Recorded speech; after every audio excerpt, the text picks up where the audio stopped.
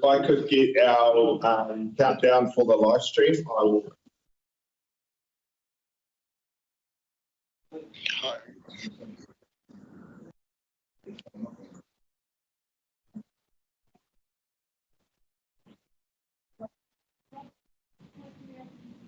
Good morning. Open our council meeting. I'll start with our council for anyway. Tātou te kawa ngā māwai, te whiriwhiri o te kaunihira o te te te mahi me te mākai awa, te whakamahi ngā pūkina me te mātaurang, me koto i ngā wā, tūni au te kain ope me te sitana, te tūkotai i ngā kamuhi, tāta kiri anō i te ora o te tātou o te kakatauano i ngā take o te rohe I runga I te tika o te pono. We ask that through council discussions and decisions, the representatives we have elected may govern the Palmer district with imagination, skill and wisdom to achieve a fairer and more united community that enhances the well-being of our district and solves the district's problems efficiently and effectively. Amen. I'll move apologies to be noted from Councillor Pinito Kleskovic and Councillor Bay Kappa, and also note online attendance from Councillor Medi Radic and Kaiwhirokianga Community Board Chair Chakira and we've got Councillor Boyce seconding that, thank you. All those in favour say aye. Aye. Those opposed abstentions. That is carried. Just by way of a number of bureau visitors this morning. My button ticket today is Orwell. This weekend is the full moon phase. And I am very much hoping that full moon energy is going to help me run the Kiniki Card Marathon. Because I got on stage last year and told the whole bloody crowd that I was going to run it this year, and they reminded me, I'm running training for a very good cause, and many participants, myself included, are running to raise money for the Cancer Society of Northern. So please show your support if you can, and details are available online. Another awesome event this weekend is the Kiniki Street Party, which will happen after the half marathon. So please wish all our runners luck. I think there's a couple thousand of us who are going to be running, or actually there'll be several hundreds who will be running, and I will be running /walking. Also just noting significant events for us here in the Whāmo. Tomorrow we have our Kaitaia Spring Clean, celebrating and getting Te Heku prepared for the opening of the Mangamuka Gorge next month. That goes from 10 a.m, I believe, and business owners and residents are being encouraged to get out with their water blasters and gumboots and gloves and rubbish bags to make our town extra good. I hear that we've, as a council, have roped in our council contractor Citycare to do a little bit of extra work as well to get our Northern Lakes big town ready for the opening. I also wanted to acknowledge the Australian High Commissioner to New Zealand, Her Excellency Harinda Sethu, who I had dinner with last night, first time meeting her, but the Australian High Commission have funded a comedy education show called Kids Are Stinky, I think. But anyway, that is on today at the Tuna Centre, and it means that it's free for our whānau schools to attend and for our tamariki to enjoy that. So thank you to our Australian High Commission for that. And I also received the book called Welcome to Country, which is a travel guide on Indigenous Australians. And when I finished reading it, I'll gift it onto our Far North Library so that Far Northerners too can enjoy it. I also wanted to acknowledge our Deputy Mayor today, Kelly Stratford, who for the past 3-4 weeks, because I was lucky enough to be chosen by our US MC in Wellington to go over to the States to learn over there, was our acting here. So e te kōpai mihi nui ana ki a koe. Thank you very much. And we're so busy that I can't even give her a break. So she goes from being acting mayor back into being deputy mayor. And thank you to all of our leaders for stepping up. miles away. And my members' report on today's agenda is a bit of a highlight of all of those beautiful meetings that I was able to be a part of over in the US. Also just noting that, speaking of members' reports, they're now live on our council website. Those are written reports, and just acknowledging the fact that members also go through the reports in council meetings as well.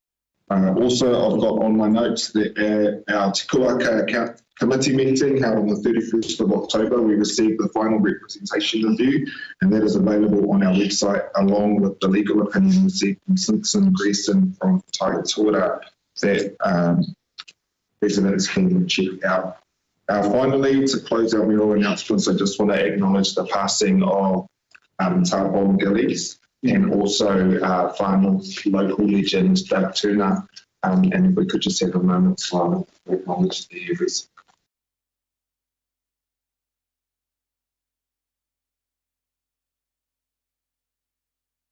E te atua hoatu ki a rawa te oki o ki ngā tonutanga, a kia whiti ki a rawa te maramatanga mutunga kore. Eternal rest grant upon them, O Lord, and then perpetual light shine upon them. Amen. With that, we'll get into our deputations. Tēnā koutou, welcome to Council Chambers this morning.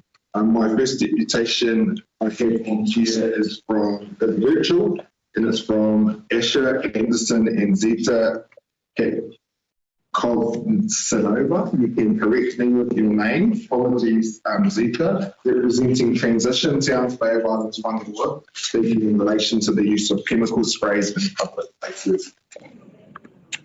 Thank you very much, Mr. Mayor. So I'll just jump straight in because of just the short amount of time. So good morning to the council members and all in attendance. Thank you for the opportunity to speak today on a very important issue in our district.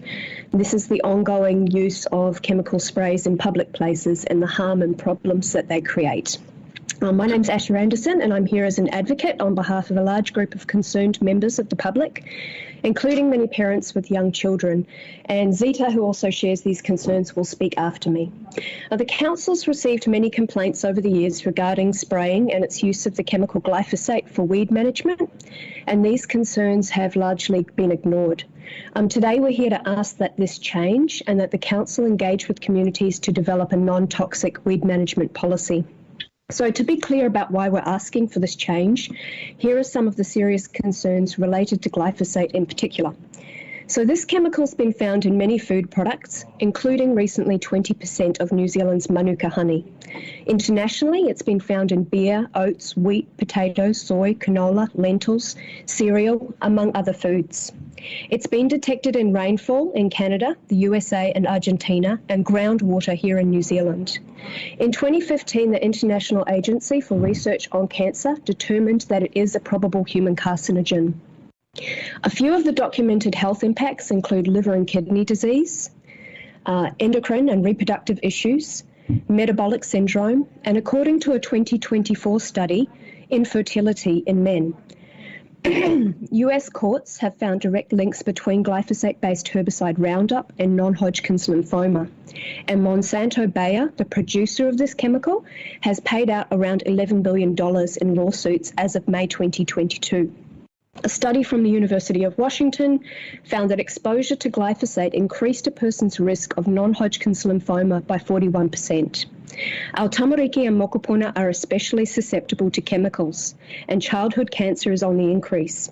The most common cancers linked to glyphosate is non-Hodgkin's lymphoma and leukemia, and these are also the most common cancers being found in New Zealand children. So this is a real concern. There are many non-toxic solutions available, and we are willing to help the council find suitable ones for our district. We've been looking into this for a very long time. We've already been in touch with Victoria Nakey to highlight many of the issues, and we've had a real positive discussion with her, which we hope to continue to have. So today we're asking for councillors to please support the following actions. End the support for the use of glyphosate and other toxic sprays in our public places, and develop a non-toxic weed management policy together with community groups. We believe these actions would be a very welcome positive step that would be widely supported and in line with the Council's mission, role and standing orders. And we'll be sending a follow-up email to councillors asking for your support on this issue and providing further information. And we look forward to seeing positive changes in the way that weed management is done in our district. Thank you for your time. Over to Zita.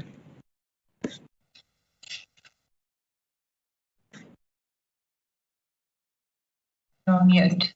Zita, you're on Get mute. you to unmute, Zita. Can you hear me now?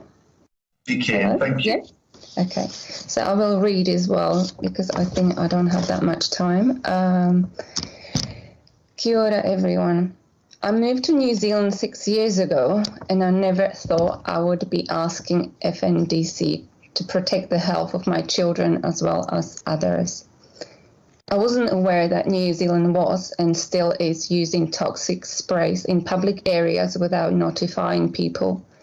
It took me a while to be aware that New Zealand is not as environmentally friendly as it is portrayed.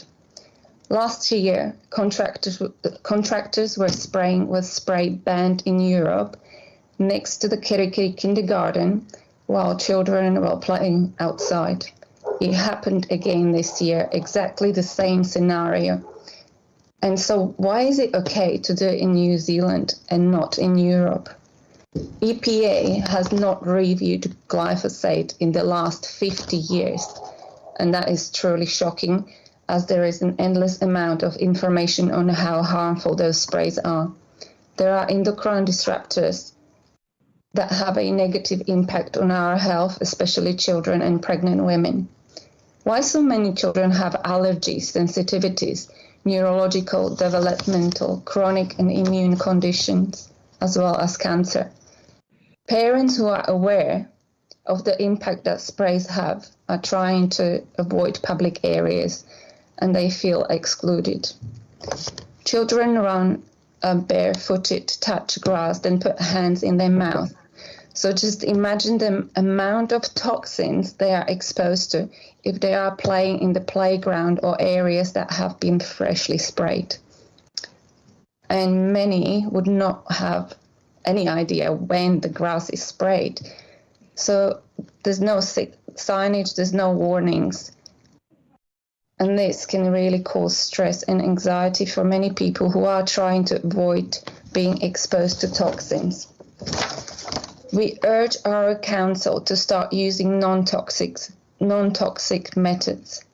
It may be more time-consuming to start with, but definitely would have better outcomes and have a long-term positive impact on the public health, mental health, and our environment. We must protect our tamariki and give them a chance to have a nurturing and healthy environment to grow up in. We must teach them and motivate them to use the right tools in order to do things properly, to adopt healthier approaches rather than using fast, cheap and toxic substances which poison whānau and whenua too. So I do hope that you will take this opportunity to break this toxic cycle and you will empower next generation to fight for what is right, not just what is cheap and unhealthy solution. So thank you for listening, and I would like to say thank you to Victoria Nick as well for being open to listen to our concern and for willing to work with us. Thank you so much. Thank you both, Asha and Zita, for your information, and we'll look forward to receiving your follow-up correspondence by email. Thank you. Our next deputation is from John Bacon and Serena Anderton, representing the Hokianga Environment Group, about roadside maintenance using glyphosate and other toxic herbicides. Got a photo. Interesting that this should be following the previous deputation because it's clearly covering some of the same ground. So first of all, I'd like to just say that in terms of what the previous speakers had said, in terms of health impacts, I'd like to talk about what they're saying, and I will try not to really cover the same kind of ground too much. What we are asking for, we're wanting to voice our concerns from Hokianga about both the health risks and the risks to the taiao, to the environment, from using this extremely dangerous chemical, glyphosate, and to positively suggest that Council undertakes a 12-month trial in the discrete area of the Rawene Peninsula to actually creatively look for effective and cost-effective and practical solutions to the issue of weed management control, starting with an increase of mechanical mowing, and then looking with the local, the participation of the local community to find out what additional steps would need to be taken, and to actually really look hard in that discrete area for a way forward that can then be rolled out to the rest of the Far North District Council area. The previous speaker spoke a great deal on the impacts of glyphosate on human health. Just to add to what they were saying, just in terms of how deeply this chemical is penetrating into human populations, a recent study in America found that 2,310 urine samples taken from a group of Americans intended to be representative of the US population. 1,885 were laced with detectable traces of glyphosate. So that's a big majority of them actually had this chemical detectable in their bodies. Researchers Samsel and Seneff also were suggesting that glyphosate is contributory in a massive range of other diseases and conditions, primarily through the damage that glyphosate does to gut flora, which, as we know, is kind of crucial for human immune systems. And these included everything from Alzheimer's disease, multiple sclerosis, ADHD, autism, diabetes, so a wide range of disorders that it's implicated in. I would like to quickly read some of the statements from Hokianga-based GP, Dr. Noel Lee, who was unable to attend today, but is included in the document that you have supporting this deputation. She says, as a GP working at Hokianga, it's my prerogative to keep our local population healthy. I've seen cancer here and rates of metabolic syndrome, heart disease, liver inflammation and diabetes that surpass those of other locations. There are many factors that play into this, but we cannot discount exposure to agricultural-based chemicals. Glyphosate in particular has been implicated in cancers due to its effect as a hormone disruptor, chronic neurological disease, and inflammation leading to higher rates of diabetes and liver disease. She goes on further to state a number of other things which I would like to draw your attention to in this document. When we recently spoke to the new board on this issue, they had a consultant speak in remotely, and he would say that glyphosate operates as a serious biodisruptor at levels of parts per billion, not parts per million. So even very, very tiny quantities are active and detrimental. There's multiple effects. Moving on to the impacts on the environment. Sorry, I'll keep it as brief as I can from there. It impacts in particular soil life. So right from fungal activity, bacterial activity, earthworm activity. So basically it impacts the whole operation of the soil ecology. We're particularly concerned in Hokianga about its impacts on aquatic life as we see it being sprayed right along the harbour edge and into the roadside drains that run straight into the harbour. I'd like Serena to speak to that. Hello, everybody. So I'm just going to be quick. In 1975, glyphosate was introduced. It's the same age as I have. It's been here for 50 years. So it's been impacting our environment kind of like subtly. And often it takes at least 20 years for us to really start to garner information on anything. We thought smoking was safe for us. 20 years later, we had a cohort and we were able to make really good information from that and go, oh, it is cigarettes, it's not tar from the road like they thought it was initially. So what's happening is right now, glyphosate is being used to destroy plants, but it also comes with additives called surfactants, and these are really, really incredibly dangerous and poisonous to aquatic life. So we currently have over 90 different herbicides in use in this country, but the most common surfactant used, called polyoxyethylene toluamine, is incredibly bad for our aquatic species, and it is the most common surfactant used in these 90. I'm not sure exactly how many, but it is very common. As a marine ecologist, glyphosate, along with other toxic components, surfactants, can not only change our environments to the detriment of our unique species, but has proven to damage gills and change the DNA in eels, change DNA in eels, which is a time-known food source for us.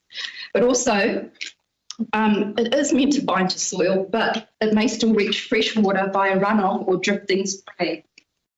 One study found evidence that glyphosate formulation and a particular parasite act synergistically and rocket mortality rates of mature fish.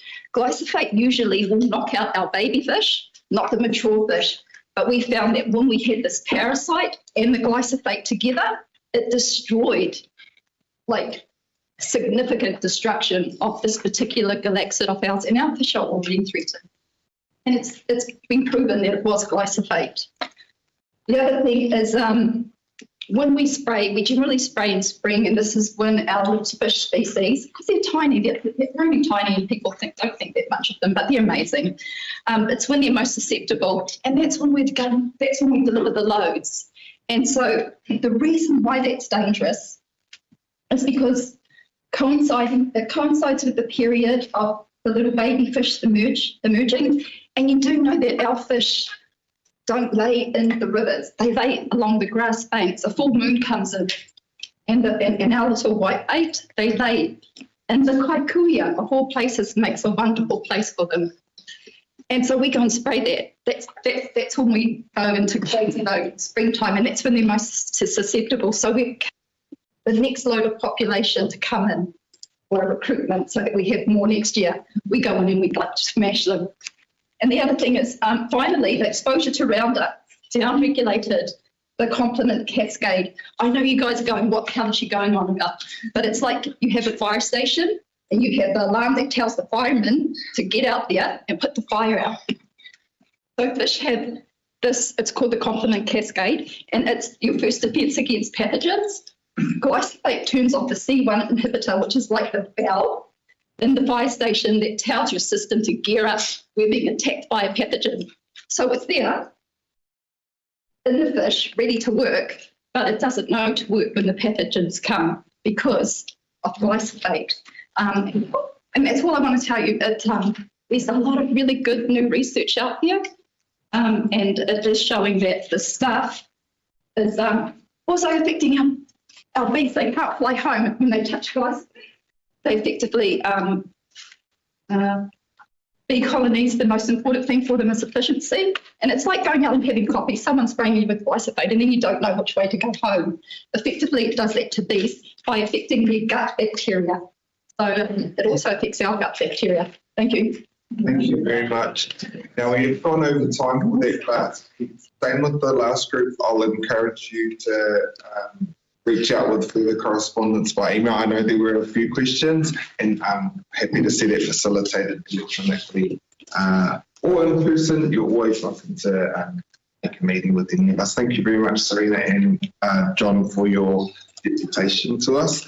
Our final deputation this morning is from Gail Aiken and Debbie Abbas, representative of the Palestine Support Network Aotearoa Bay of Islands in Hokianga, who intend to request that our council amend its procurement policy to exclude companies that the United Nations has identified as complicit in the building and maintaining of illegal Israeli settlements on Palestinian land. Welcome back, and I understand that you're going to stay seated. That's okay, yeah. It's absolutely fine, and I know we've got Debbie online as well. Happy to pass over to you. Right, thank you. Yeah, kia ora tātou. So as Moko says, we're here today to ask that FNDC adopt our proposed resolution to implement United Nations Security Council Resolution 2334, which is detailed in the document that I've supplied. Essentially, this is about procurement and asking that you adopt a formal position on declining to purchase goods and services from companies identified by the United Nations as being involved in building or maintenance of illegal Israeli settlements on occupied Palestinian land. So the background to this document is that it was passed in 2016. It was co-sponsored by the New Zealand government under national with Bill English as Prime Minister. And that document states that in occupied Palestine, Israeli settlements have no legal validity, that they are a flagrant violation of international law, and that they are an obstacle to a two-state solution and a just and lasting peace in that area. So we're asking that you actually take steps to implement that UN Security Council resolution. So the current situation is that it has cross-party support here. It's supported by all the parties. To look more internationally, in July of this year, the International Court of Justice reiterated its declaration that Israeli settlements are illegal and that settlers should be withdrawn. And in September of this year, the New Zealand government voted with 123 other countries for a resolution which gives Israel a year to withdraw from those occupied territories. So why are we asking for this now? Well, Israel has got a brutal government at the moment who have increased their attacks on Palestinians. And while the world is distracted by what is happening in Gaza, they're pushing ahead with their expansion of more illegal settlements in occupied Palestine. And just this week, I think on Monday, Smotrich, who is Israel's finance minister, has ordered preparations for annexing the occupied West Bank ahead of Trump taking office. And his declared hope, is that the US will recognize Israel's sovereignty over the occupied territory, which would be in direct opposition to international law and the ICJ ruling and everything else that's gone before. And just to note that Christchurch City Council and Environmental Canterbury have already adopted this resolution in terms of their procurement policy, and we just hope that you will, and it's a validation of international law. And in some ways it seems like a small thing, but it's a strong statement that we do not approve of Israel taking more and more land from the Palestinians. That's what I had to say. So Debbie was going to speak too. Sure, Debbie, if you wanted to unmute, we can pass over to you.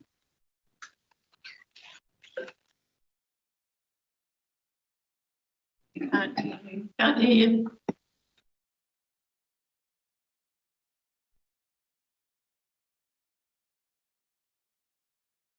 Can hear We you. can hear you well, but we cannot hear Debbie. Thank you.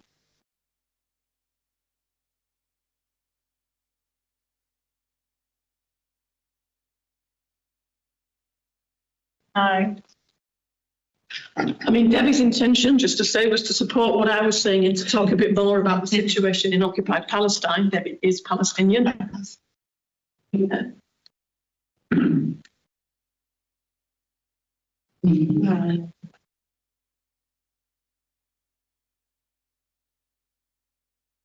She's muted, Will.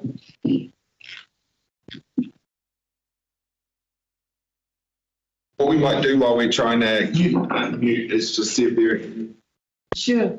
Good idea. Whaihunga. Tora ki te rōpu no hokianga, mi te rōpu tuatahi. I rongo aki o kōrero he tino pai, just, and e mea ana, you have other solutions, herbicide sprays. So I know that we may not have time, but that would be interesting to send that to council so that we can look at alternatives. Just that, and kia ora moto kōrero me o mahi rangahau e whae mo ngā whika. Tuarua ki te rōpū no te hokianga e tautoko ana a tātou whanaunga no Palestine. Assalamu alaikum, Debbie, koutou mā. Kia ora. Taku pātai.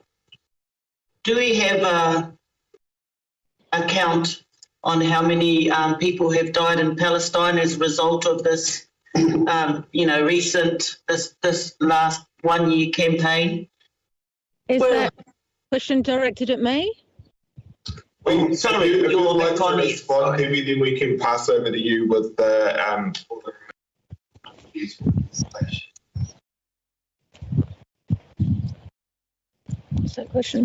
Was that question directed at me, Arohamai? Yes, Yes. please. Yes, sorry. Okay. All right. So for more than 7 months now, the death toll has remained almost the same, and that is because really there's no one left to collect. I mean, it's really just a civilian, voluntary, ad hoc team that are collecting bodies, but it's estimated the current death toll is around 48,000, but it's a huge underestimation. It's estimated that more than 5, possibly even as much as 10 times that number remain under the rubble. You only have to look at pictures of the devastation in Gaza to understand. So we do have experts that saying it could be the death toll as high as 250,000 people. Basically, civilization as we know it has completely imploded there. So there's no way of knowing. But the casualties are very, very high. They're standing at over 125,000 now. I hope that answers your partai, Whaia.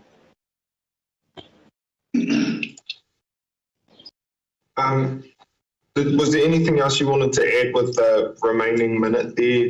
Yes, I actually have something to read, so if I can quickly. So sorry, ngā mihi mahana kia koutou. So, Mr. Mayor, in May this year, we came to these chambers to support your call on a permanent humanitarian ceasefire in Gaza.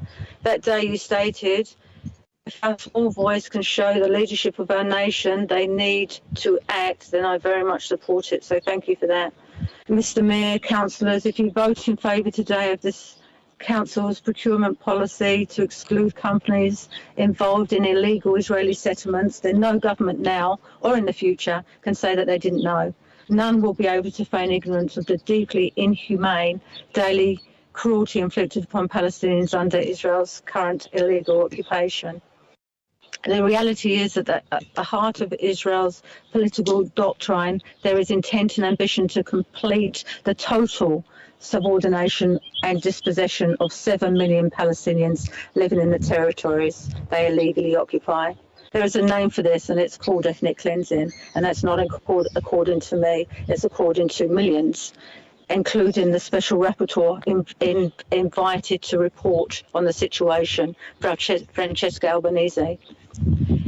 In reaction to these actions, there are millions taken to the streets all over Te Ao, including our own streets, demanding justice for Palestine and an end to the genocide. So we march, we demonstrate regularly in Kirikiri, in Hokianga and in Whangarei.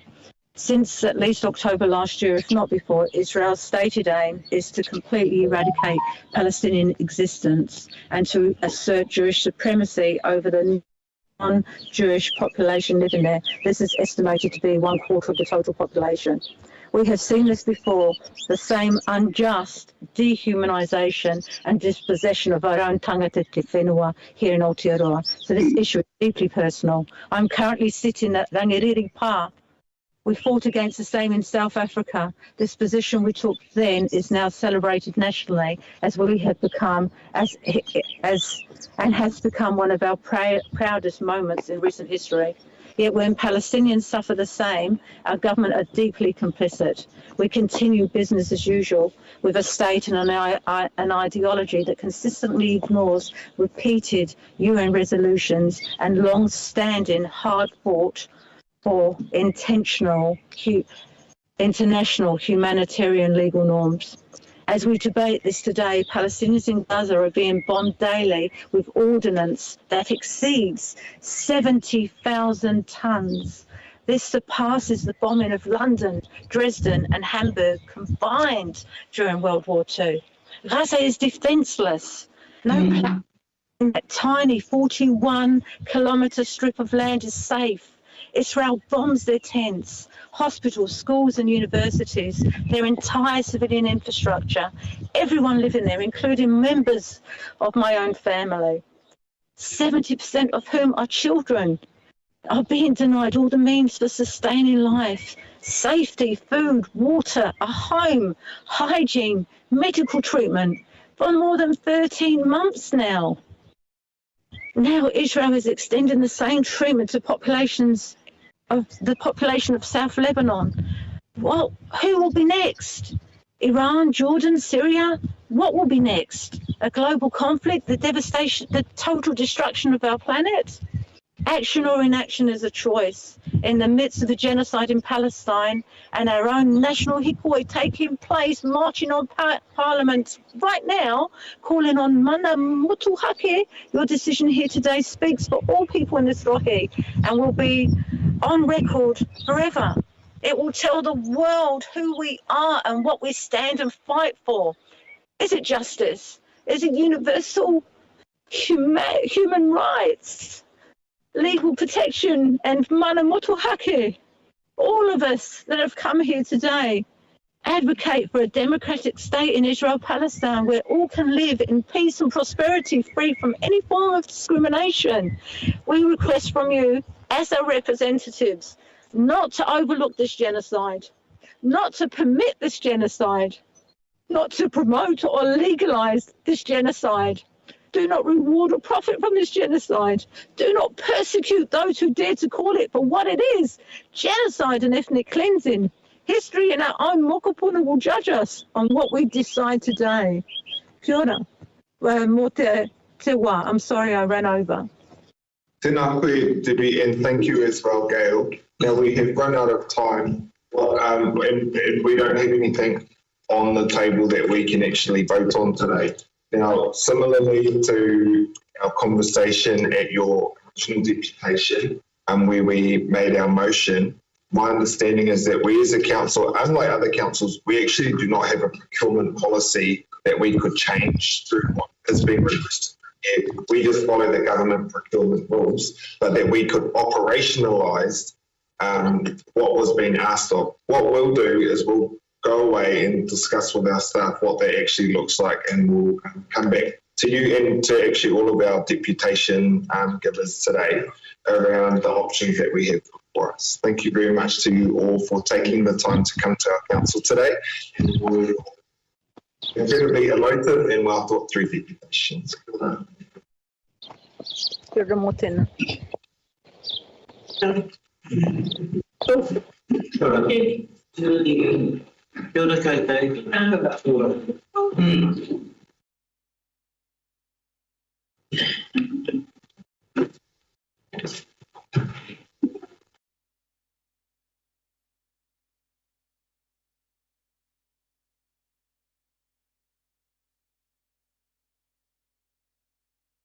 Right, I know with that we are going to get into our council meeting. And we'll start on item 5.1 on page 6 of our agendas, the confirmation of previous minutes for both the 17th of October and the 31st of October meetings. I'd like to get a move. Deputy Stratford, seconded by Councillor Usich. Deputy Stratford, any commentary? Councillor Usich. Anything else picked up on by members? We'll put that to a vote. All in favour say aye. Aye. Those opposed or abstentions? That is carried. We'll now move to our community board minutes on page 122 of your agendas. What's the plural of a single agenda? Agendas? I'll eventually move if I could get a seconder. Yeah, Councillor Usich, and we will go to our Te Hiku Community Board Chair Adele in the first instance. Thank you. Yes, in our minutes, we had a public forum. We had Diane Coy, who is very interested in helping with the placement of new criteria, so that was a bit of a highlight. And one of the other things that we did on our meeting, we adopted the Taipa placemaking plan for our future generations. So really happy to do that. And yeah, so just take the rest as read. I did a couple of funding applications, and yeah, that was about it. Me, thank you. Very much. Are there any questions on our Te Hiku Community Board? We'll pass over to Bay of Islands Whangaroa Community Board Chair Ward. Just two things to point out in our previous meeting. We have been working for some time with Solid Waste Manager in relation to rubbish collection points, particularly around the rural areas of Kirikiri. And we will be moving probably in a couple of locations. The delegation sits with the Solid Waste Manager, but it was passed down for approval recommendations through the community board. So what we've really done is empowered Simon at his discretion to liaise with us and remove any points that are not working. This has come about through lots of RFSs. One site actually did have a rubbish cage on it, but the amount of vermin that the sites are attracting, even with them being baited, and the amount of illegal dumping that we're receiving is causing a huge problem. Some of these sites are near like school bus stops, and well, even though they're rural, they're really popular sites and adjacent and nearby to neighbours too. So you will see a change in it. So if any of you receive any complaints or criticism, the Community Board Coordinator kindly did a huge letterbox drop around the areas in question to ensure that they will be informed of the fact that their service may be being removed. They can still have rubbish collection at their rural letterboxes. So just so you're all aware of what's happening there. And of course the other important item on our agenda was to assist legal staff with the classification and revocation of the Kirikiri Reserve area, which is to do with retaining wall at the back of borders in the Kirikiri and reviewing that particular issue. So you'll see a recommendation on page 130. Okay, the rest is ready. Thank you very much, Chair Ward. Are there any questions on the Bay of Islands Whangaroa minutes? Councillor Haukiata-Ruida. Kia ora, just, it's not quite a question, but love the new names that you've named in your report. Mātātua ki Tākau Road, all those kind of names, lovely. Kia ora. I did know, and actually I wouldn't have requested this because I wouldn't want anyone to know, but Tona Heke and Morewa. Now in Māori that says, I'm going to go there to find out where the best dealing spots are. Pass over to our Kianga Board Chair Rutkin. Tēnā koe whaichiki. Oh, tēnā koutou katoa, ngā mihi o te rā, kia koutou. Just a couple of things in our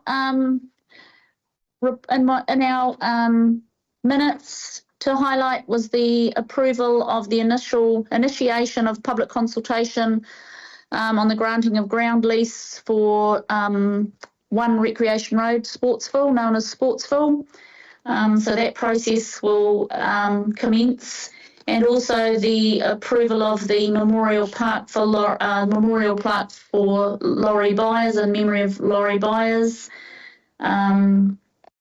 So the approval for that installation of the plaque for Laurie. That's all. Everything else I'll take as read. Ka pai. Thank you for that, Chair Rudkin. Any questions on the Kaikoura Community Board minutes?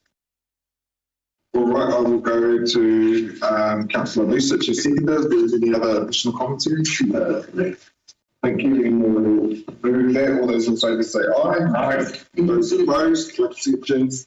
That is carried. We now go to item 6.1, the setting of the 2025 meeting schedule on page 20 of our agendas. Recommendation is that we adopt the proposed calendar as attached and note the below 2025 reserve dates. Moved by Deputy Shepherd. I'd like to get a seconder. Councillor McNally, sorry, my mind went blank for a second there, McNally. Deputy Shepherd. Yes, the reserve dates of March 4 and June 3 conflict with the Northland CDM group in Whangarei at 11:30 a.m. And so, yeah, either we change those or I'll have to put my apologies in. But also the reserve dates have been a real hassle for the last year or so. They're put in the calendar as a reserve date, and then there's another appointment that comes from another, from the actual group that wants to hold a workshop that day, and the reserve date item gets cancelled. So then, some of us think, oh yeah, we've got the day back, but then there's another appointment that is right there, but you might miss it. And I think that's been causing a lot of havoc for a lot of elected members. It did for me for a little while, it's the hang of it, but those... Can I suggest a really easy solution to this? Is that reserve dates do not get deleted. I agree. They get changed in the formal meetings. Yes. To what that date will be and within more accurate times. So that once you accept one, that's the only calendar. Even if it's being shared by, in the morning you've got one workshop with one department and then a workshop after lunch, just change the name and put it all in one thing so you don't lose everybody. But yeah, just March 4th and June 3. Can I just ask if there are any other clashes that people have picked up on with their other commitments and representative roles? I just had a query about the district plan hearings because they're not highlighted all here, and we do have an ongoing program for the next 1.5 to 2 years. That is totally absent from the information provided here on. Why do we have someone who can speak to the schedule for our district plan and how it has been put together in light of our formal meetings calendar? So can you? So tell me you're there. Please. We have been in communication with Democracy Services.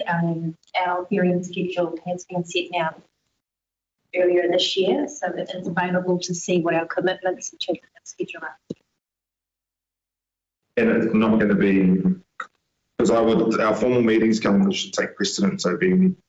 It's the schedule has been set, and there's expectations now from the submitters who have to that process that will be met. We'll get to that. It does evolve a little bit in that we have found some of our hearings are reducing the number of hearing days, but we are endeavouring to keep to that hearing week to give certainty to the public. What I need is confirmation that it's not going to clash with any of these dates in this calendar. Who's actually printed it, put it next to this one, and then circled the dates to make sure it's not clashing. I can go do that. Okay, then I'm going to leave this item to lie because that should have been done before it comes on the table for us to adopt. Kia ora, and just to say that for the Kuapa committee that we might just ask our partners about whether 4 weekly or 6 weekly is better. I think 6 weekly is better. But, you know, to confirm that. That question has been asked. We have very hard to organise something. Sorry, we'll go back to Deputy Stratford, then we're going to go to Community Board Chair Gardner, then Councillor McCoy, then Councillor. The other point that I was uncertain about, because we do normally would be community boards, is what their calendar is for next year as well. It might have been in their previous agendas. I haven't had a look at them. So yeah, that might need to be. We accommodate the chairs coming to this meeting because it is their board meeting that clash with our council. Yeah. Okay. I don't see this. Any commentary though? Or from our community board chairs? For that question itself? Yeah. Well, no, I'm just wondering why we're starting so early in January.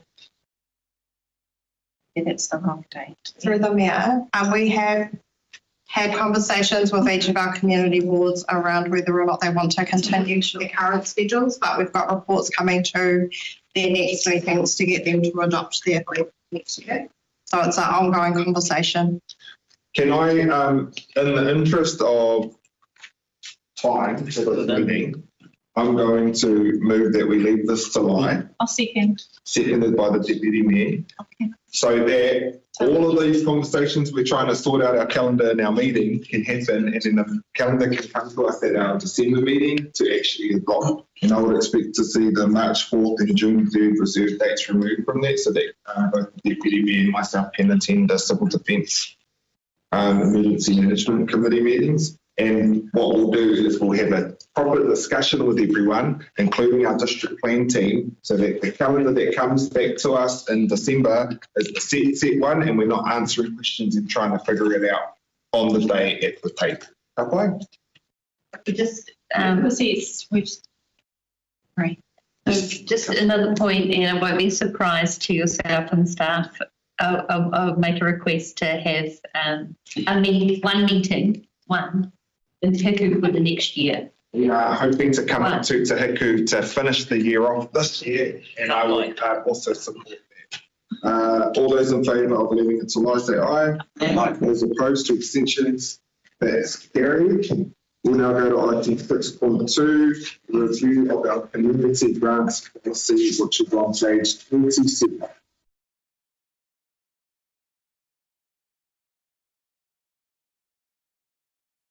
Moved by Deputy Mayor Shepherd.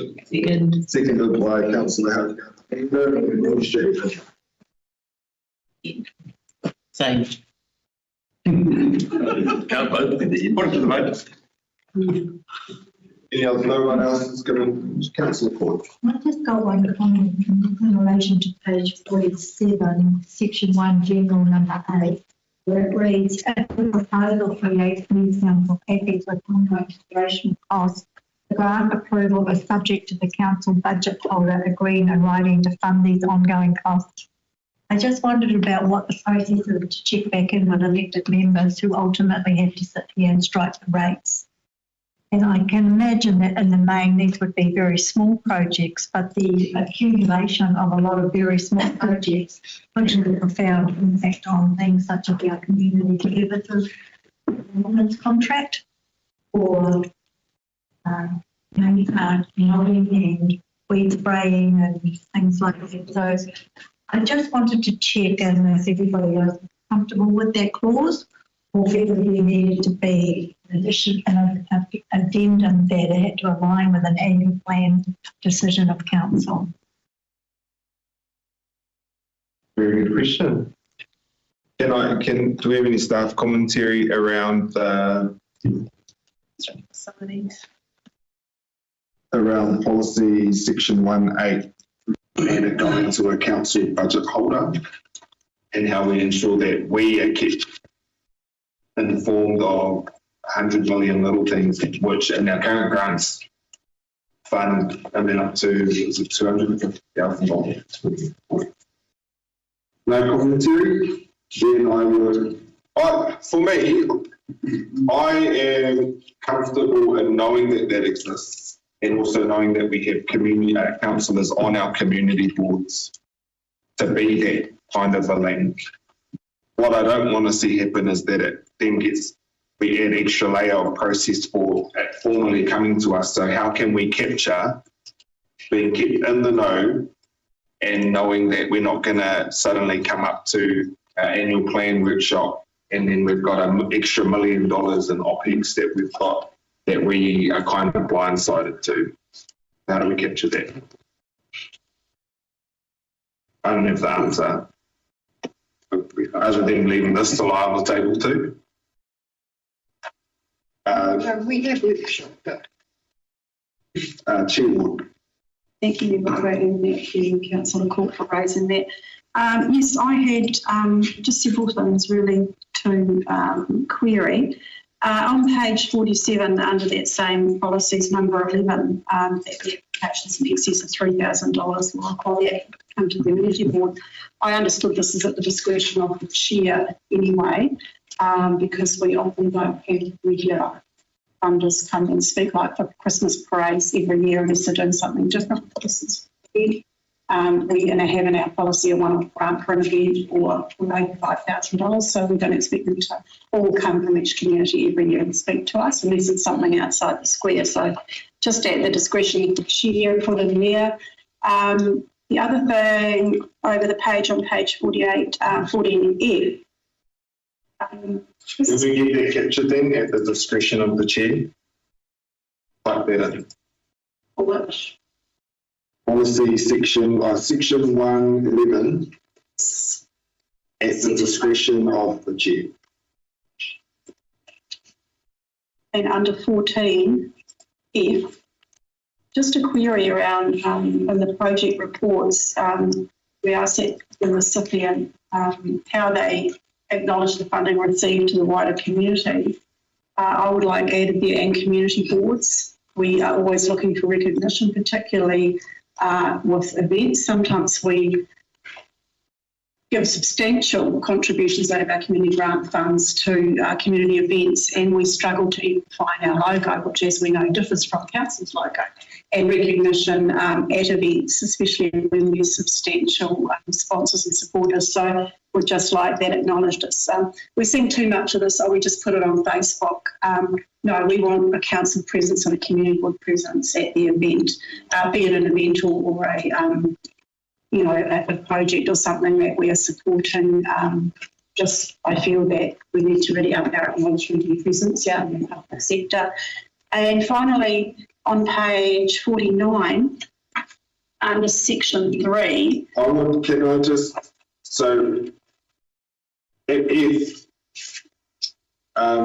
that's afterwards, we need to capture that before. So to point 12, all recipients of funding are required to enter into an agreement with council or the community board that outlines the terms and conditions of the approved grant or contract for service.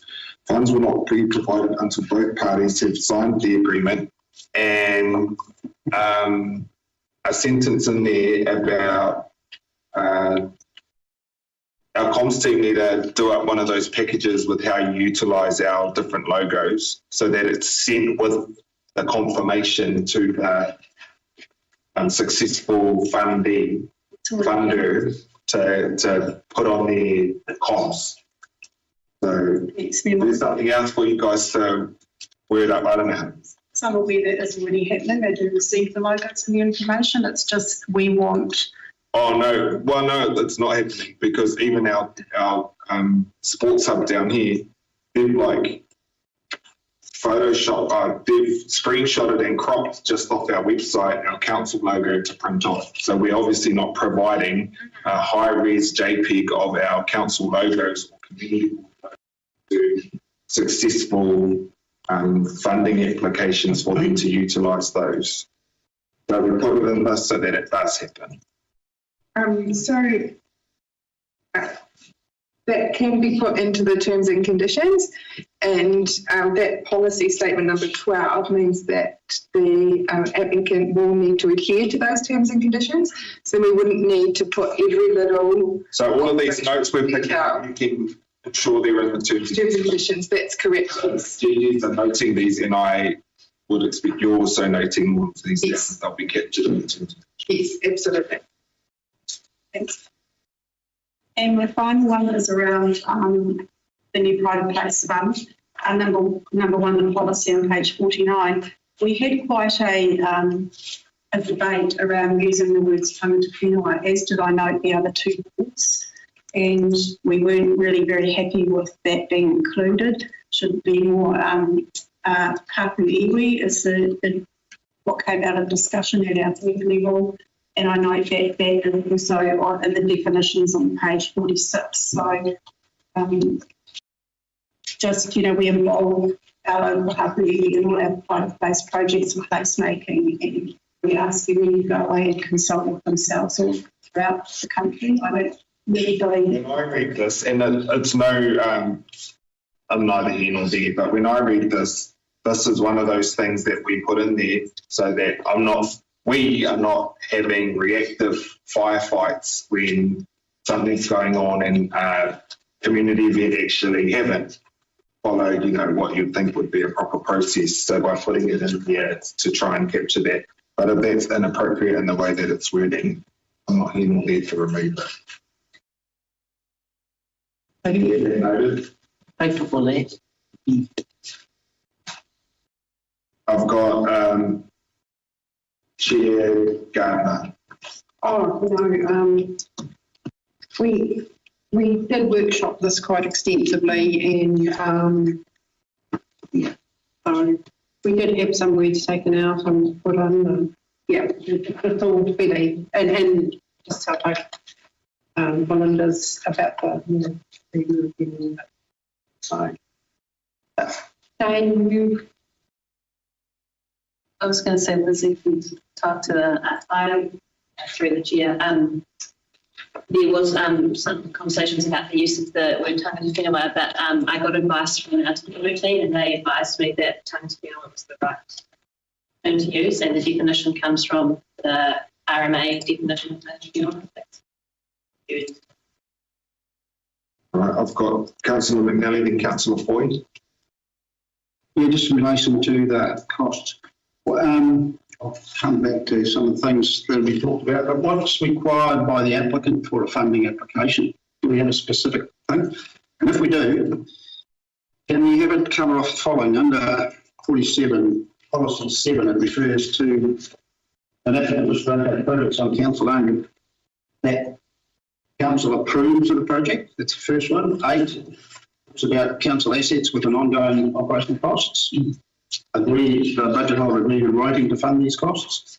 So all this information should be put by the applicant. 9 talks about a report must be provided prior to approval of funding by the appropriate team within council confirming budget details, timeline and capacity to undertake work. And things I'll just comment on quickly. Annual operation of a toilet, which is promoted by community boards, fine. Placemaking, toilets, 20 grand a year OPEX. Placemaking, signs and cleaning signs, garden maintenance, all costs money. You go across to policies under 1, it talks about last line of 1, approval from council asset management for ongoing management of the asset, and then under monitoring and implementation of the policy will be monitored by the council. How often? I just think there's in the application there should be these specific things outlined. The detail following. Who's going to do? Who's paying for it? Who's monitoring it? Further reporting to. Thank you. I've got Councillor Foy, then we'll go to Chair Ward. Go to Chair. Sorry, just wanted to respond to that. These are 2 different grants within a year. And they are dealt with very differently. Pride of Place, which is our placemaking, is dealt with very differently to our community grant fund, and the way in which staff work with subdivision members in the community and the working party groups. So Information needs to be the same in both processes. So we know there's this table, we know exactly what it's going to cost.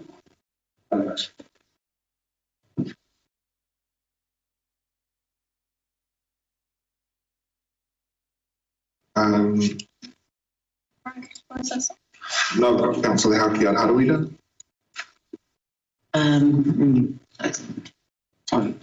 Right, Deputy Mayor Stratford.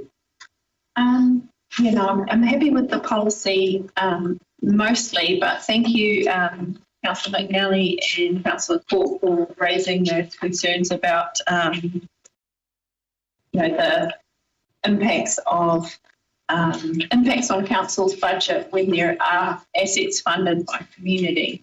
We're left holding the baby, and it's saying in this policy that the budget holder will approve that budget. But what I'm looking for from staff is that when, you know, further up that it says that council will approve, you know, that council has approved. Do you mean council governance or council operations? And I think maybe we need to be a bit more clear on that. And I would be seeking that there's some parameter put in there, some trigger point. Like if we've got to, Charlie's nodding his head, he's the finance person. We need to have a cutoff. You know, if we've done, you know, 10 projects in Bay of Islands Whanganui ward that are going to have end up with a 100K a year operation, you know, that needs to come to the table. So I'm not sure where we go from here, Guy. Is there wording that could be changed, Briar? Or we want staff to be enabling, and this policy is enabling, but we are reeling from years and years of unintended consequences. Absolutely, and that was one of the issues that was identified, and that is the reason why these clauses are in the So council means us. Yes, it does, absolutely. And so any budget is obviously approved by council as part of the annual plan and long-term plan process, and so this policy is saying that it needs to adhere to those budgets that have been identified in the long-term plan and annual plan processes. And perhaps departments have heard the concerns, because in here it says budget holder will approve the finance. You know, do we just decrease their budget so that, you know, they can't? If they can't, they have to come to us anyway. So it would, so I'm not 100% sure how, say, for example, district facilities manages their budget, but I'm assuming that they get allocated a budget for signage. And so if a request comes that's above the budget that they have for signage, then they need to go through the process to come up for approval. That highlights something for me, Guy, is that, and I get we're a big organisation with 127 teams, but I would expect that our teams do know how each other's budgets work, what they are, because the work is a ripple effect. So something that happens in policy is going to affect what happens for district facilities if that policy is pertinent to them. So our staff should, and it's no reflection on you, sorry, Brian, you don't know, but it's just opened my eyes to the fact that, hey, obviously our teams need to be talking to one another and have an intimate understanding of how each other's budgets work and the implications of their work on other people's budgets for our whole system organisation.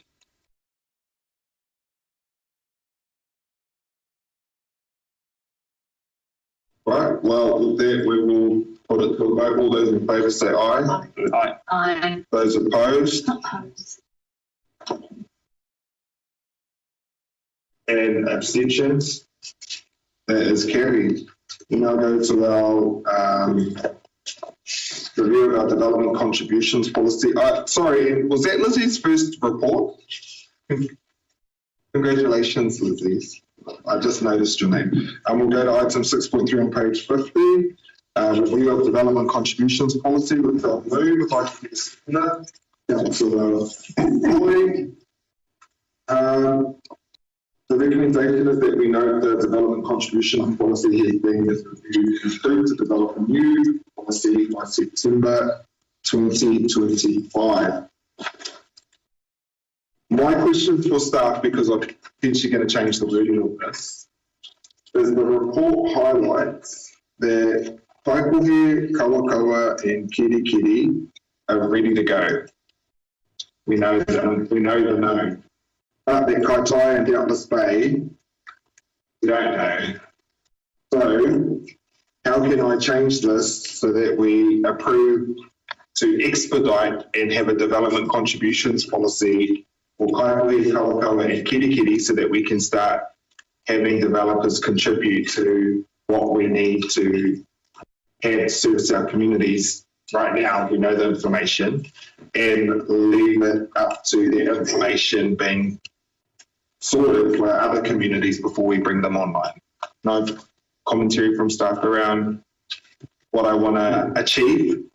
So we will still be moving through the process for those 3 areas that we've identified, and also gathering in the evidence required for the other areas.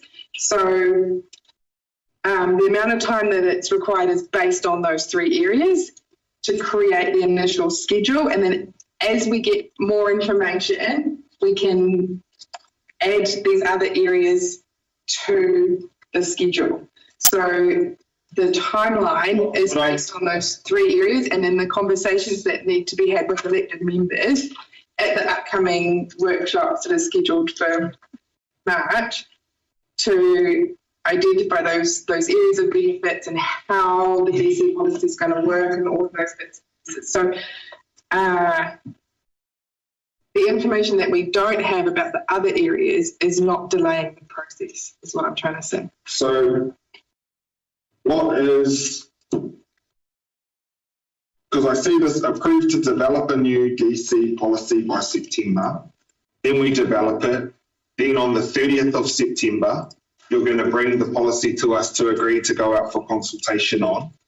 And then, so we know the information for 3 of our towns. It's highlighted in this report. All we need to know is how to charge them for it, tell people, get it approved. And for the 5 years I've been on council, we've always been harping on about where the hell is the development contributions policy? The election cycle, all the people always like, why don't you have DCs? Well, hold up, slow down to get it in place for these towns we already know our asset information about. So there is a process that we still need to go through, and the elected members need to be able to make some decisions. And so there is some calculations and things that need to happen. And then at the workshop early next year, elected members will be able to see the pros and cons of those. That will be in March? That will be in March, yes. So what if I change our date from September and move it to June in line with our annual plan? So that we can factor in the amount of money we'd expect in our annual plan, and that will be helpful for us in setting rates. So the date for September is an adoption date. So we still need to engage with developers and engage with tangata whenua, and we need to go out for public consultation and hear oral submissions. And so we can't change that timeline. And so that's why, so yes, there will be a workshop in March, and then we'll be able to go out and do that public consultation. And then that's why the adoption date has been set for September. So we're aiming for September. December, I won't count January, February, March, 3 months of work to get ready to workshopize us. And then April, May, June, July, August, 5 months for us to do consultation before we adopt it. Engagement, yes, and then, final draft, consultation, oral submissions, and then we do this all the time, so it's copy paste, but change the words around and what we need to get across to our people who've been screaming for this for so long. I'm trying to understand why we need so much time. How can you help me here? So, It'd be just putting a date in and then you have to deal with the CEO to get whatever resource you need to make it happen.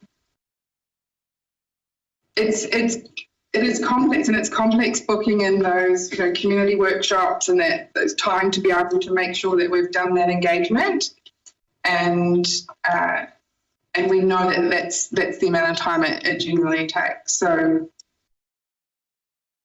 can I have commentary, Guy, from start around how once we've adopted a DC's policy that will affect our income and the setting of rates and Chair. So we will only, to my understanding, I can confirm and come back to you, only once we put a DC's policy in place with all of the information and assumptions that will enable us to make an informed judgment on setting rates based on expected outcomes, will we then start factoring that in. So it won't be till the next year after that. It's more likely, for the following annual plan, and it will be more material and impact for the long-term plan following that as well. So the time frame, as indicated, wouldn't necessarily be impacted by this, because we have to have that degree of certainty once the policy's been put in place and all of the appropriate information has been collected to reasonably and reliably estimate what that income is going to look like. Also noting that DCs are going to be applied in our capital program, and the impact for future rates on the back of that is on completion of work. So that, usually when you're doing your CapEx in year one, that impacts your year two interest and depreciation. Just a couple of general comments. Share frustration with the timeframes for introducing policies like this. I will investigate ways to accelerate where I can. Obviously, this lack of a development contributions policy has been an issue for quite some time. Partly because of Three Waters and the uncertainty. A key part of the obviously development contributions is it works in with our growth planning and our delivery of infrastructure, our ability to deliver infrastructure.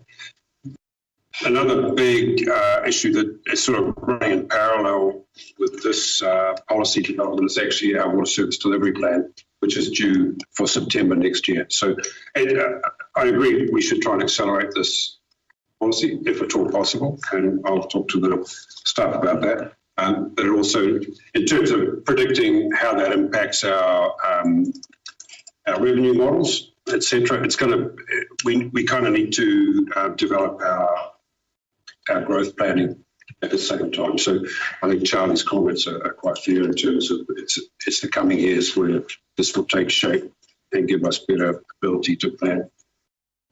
I'll go to Councillor Foy. Thank you, and thanks for bringing this paper to us, Brian. It's been a number of years we've been asking for this. I've got a number of questions to build on what Mayor Morkel has raised. Our CEO has answered one of the questions about the water services plan timeline, September 2025. What I don't understand is not the water services plan, but the financial regulator implementation for the country and the timeline for that. And if that financial regulator will actually set the amount of funds that each council pays for connection to services, etc., for planning for growth. So unsure on that. At the moment, we're just unsure as to what that's going to be. But we will endeavour to try and find out more, and when we do have that information, we will.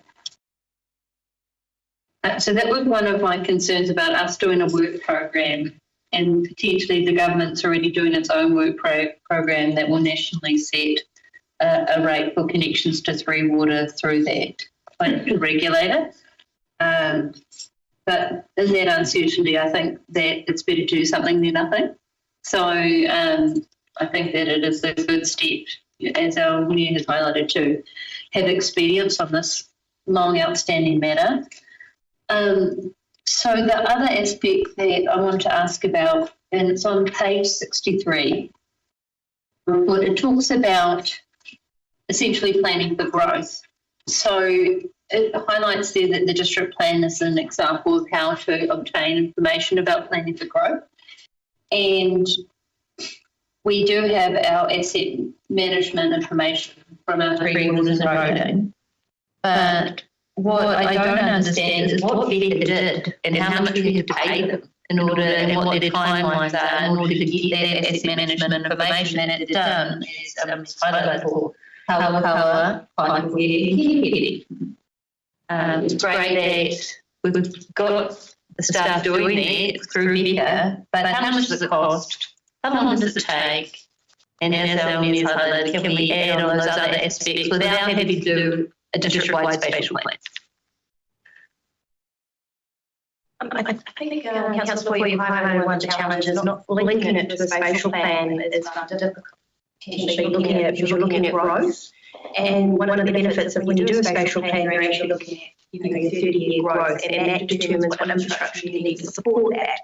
And that's what the Eco Work is based on, that we have population growth occurring, where we would locate that urban growth would then influence the infrastructure you require, for example. So I think it is a little bit, you do get some very good benefits by doing it part of the spatial plan. You get a better understanding of what you need. And then you can do that infrastructure assessment and have a lot more confidence that that's what you should be planning for and asking all the developers to contribute to. And they can also understand what they're contributing to and in return what it will provide for them. So our piece of work with Becca, we did that in tandem with Tanya Proctor's group. So throughout the process we were checking in with it. But we wanted to accelerate the work, so that's why we went out to a consultant. We were very keen to get the KDK YPAPs both planned in June next year. We also knew obviously the desire to figure out what possible development contribution to take. So that's why we went out to the process. I do have another question. So my second question is the scope. So development contributions are set for only growth projects. It's highlighted in here that other councils have 25% of their development contribution for roading assets, and we have much better asset management information for roading assets than our three waters, in my opinion. But there are three waters, sewerage, potable water, and stormwater. I want to understand what the development contributions policy and planning for growth is about. Is it for all three waters and roading? Because the report only talks about just Kirikiri project. And a supplementary question to that is, in the meantime, when we have developer agreements, for example, with Tubbs Farm, when there's a bridge that is our asset, and then there's no report coming to our council about any developer agreements potentially about the developer paying to upgrade that bridge, for example, when that might be the direction that the community wants. What happens in the meantime? How do the vendors feed into those developer agreements between now and September 2025? My understanding is a separate piece of work is being staff member at the moment to put in place a robust framework for development agreements. That's being managed in-house and in priority at the moment. In terms of connecting with elected members, we need to communicate that back to staff members working on that project if there's a desire. I don't know if historically or if it's a common practice that elected members get involved in the agreements. I'd have to get some advice or direction on one. I would say that if it isn't, then I suggest that if it means that we will be getting more out of our agreement, that we utilise that. Yeah, certainly. I think the process that's being looked at is to make it much more robust and connect all the different arms of council. To have everyone looking at it, so hopefully get some better outcomes when we are working at that development. Three demands and second part of the scope. 3 waters and roading, or just roading. Development contribution policy would be about both infrastructure, so it would be 3 waters, so water, wastewater, and potable supply, and additionally The roading we got best, really everything. All right. Thank you. I've been shifted to the council report for the council research. Where am I? So, oh my gosh. We ceased DCs in 2015 after a robust consultation period, and it looked like that just happened really fast. Since I've been sitting here, we've had a resolution in the 2021 long-term plan that we would do a plan amendment, what's it called? Amendment to the long-term plan. And then we also had that resolution later that we would adopt it alongside the 2024 LTP. What I couldn't understand as I read this report was, what the hell? Yeah, sure, we've had the information about 3 waters, but, you know, there was, our organisation did work to hand over to that. Where did that go? Then there was a timeline outlined in that report in the 2021 for the 2024 adoption, which wasn't just about 3 waters, it was about roading. And I'm sorry that you two are standing here receiving this, but we then, you know, we were nearly going to do one, and then we got told that DCs would be just too hard to do because it could be challenged. And then the advice that we had elsewhere was that FCs are harder one to get, and DCs is easier, and why the hell do you not have them? So, in reading the report, I think we've got really good active relationships with Hapua and Iwi in the 3 towns, Kirikiri, Paikōhea and Kauakoa. So I can't see why we can't do those 3 ahead of the rest of the district, because those ones are where, you know, we've really got some pinch point infrastructure-wise right now. And yeah, so I support anybody that's going to do an amendment to that. As with the secretary agreement, so that the following speakers can speak, incorporates in, I would like to amend our recommendation that Council A, note the development contributions policy has been reviewed. B, approve to develop a new development contributions policy for Kauakoa, Paikōhea and Kirikiri by July 2025, including the rest of the district by September 2025. Now, what this is going to do is put pressure on our organisation to expedite as best they can the work needed to get that happening. The organisation will have the opportunity following our March workshop and then bring a paper to us in April to signal what can't be done or what needs to be done to meet those deadlines that we are setting today. Otherwise, we're going to drag it out until September and there's an election and a new council comes in. I want this set in before we move off so the new council doesn't inherit this like our council did and the council before that and the council before that. So with your agreement as seconder, you get for that to be moved for the original motion. Yes, I'd also like to include another item about the financial regulations for rules that directly relates. Oh, it's going to be done by the, what is it, the Commerce Commission. Yeah, and the money gets ring-fenced anyway, so we can do DCs still. Yeah. Sorry, but it was my brain. Nice information is still anything. And with that, I will go to Councillor Hall. Your Worship. The community has been screening out for some language of the development contribution policy design. The report of the research report was outstanding, and I just want to congratulate everybody on reading the report. I was particularly excited and music where I discovered that we can be part of the ground for the Ministry of Education and the Ministry of Defence, so working my way through, I have never heard of Tamarumaro. I had to Google it, and even if you Google it, all you find is that there's a Tamarumaro reserve in the Tamarumaro area. So I'm making the assumption that there's a word for Tamarumaro. Can someone correct me if I'm wrong? And so it's really important that we use language that our customer can understand. So that's on page 62 of the agenda. Just to clarify that. I am a little concerned about some of the statements in Morrison Rowe's report.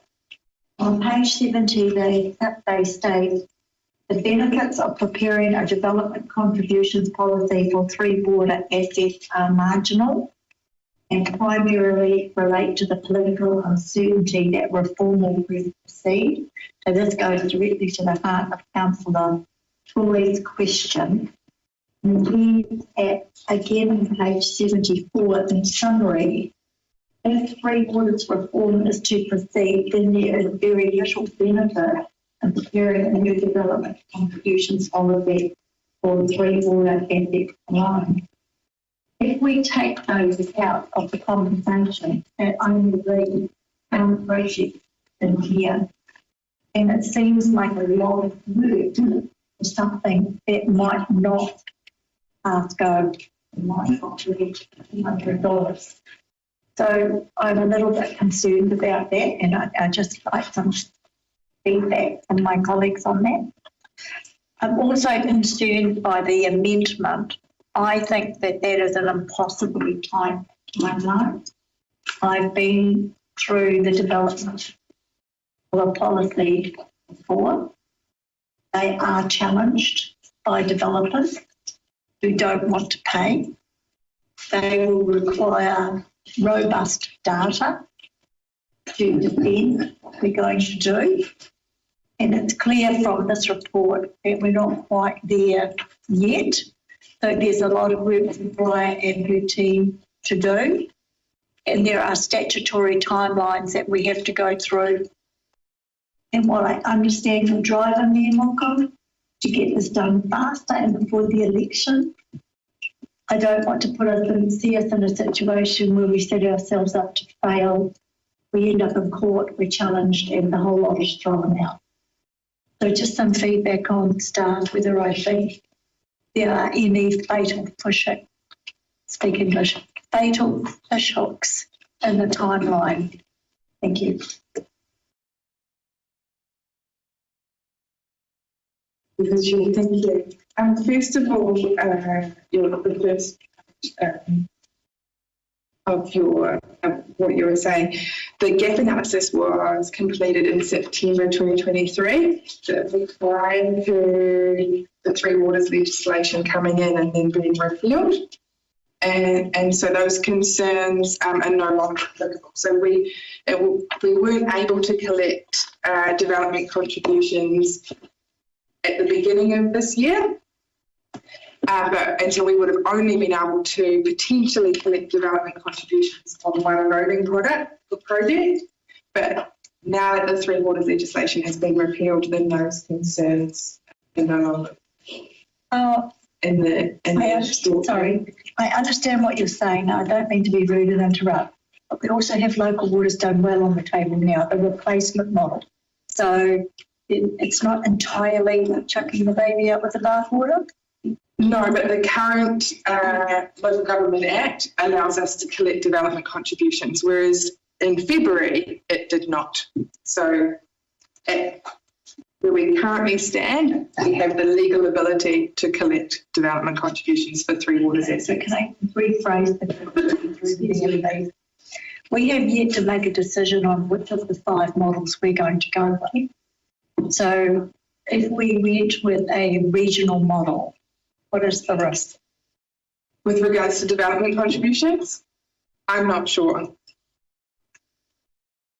Okay, Will any I won't work interrupt you Will again. any work that we do though contribute to whatever the next model looks like? Absolutely, absolutely. Because if there's a regional model to, a regional financial tool, we still need to input that same infrastructure information, that same growth information for whether there's a regional understand body. Can you just also answer Anne's question about Taumari? Because I've never heard of that. But it's going to be our highest growth area. No, it is a dark reserve. It's a reserve. Department of Conservation. Oh, then I don't think it's appropriate. Doubtless Bay. Yeah, it's Doubtless Bay, that's correct. So from the Infometrics report, and Infometrics, mesh block. Yeah, it's the population mesh block name for Doubtless Bay. New Zealand mesh block. Oh, so we can, so that has been when Infometrics has presented the growth planning here, and they've used those terms. So we can get them to change it. We will just name it the common name. That's what it's called. Pardon? Yeah, no, but we don't use the mesh block names because otherwise we'd be talking about our highest growth area being Ngāpuhi. Yes, I think it's the mesh block which surrounds Paikūhia Township. It is wider than the mesh blocks, and I wasn't part of that conversation today. Kaitaia East, or the mesh block names are, or our one of our westernmost town, Waimamaku, is in the Waipoua Forest mesh block area, but Waipoua is in Kaipara district, so just change it to Doubtless Bay. My point is just use language that our customer will understand. No, we're not confused. What about?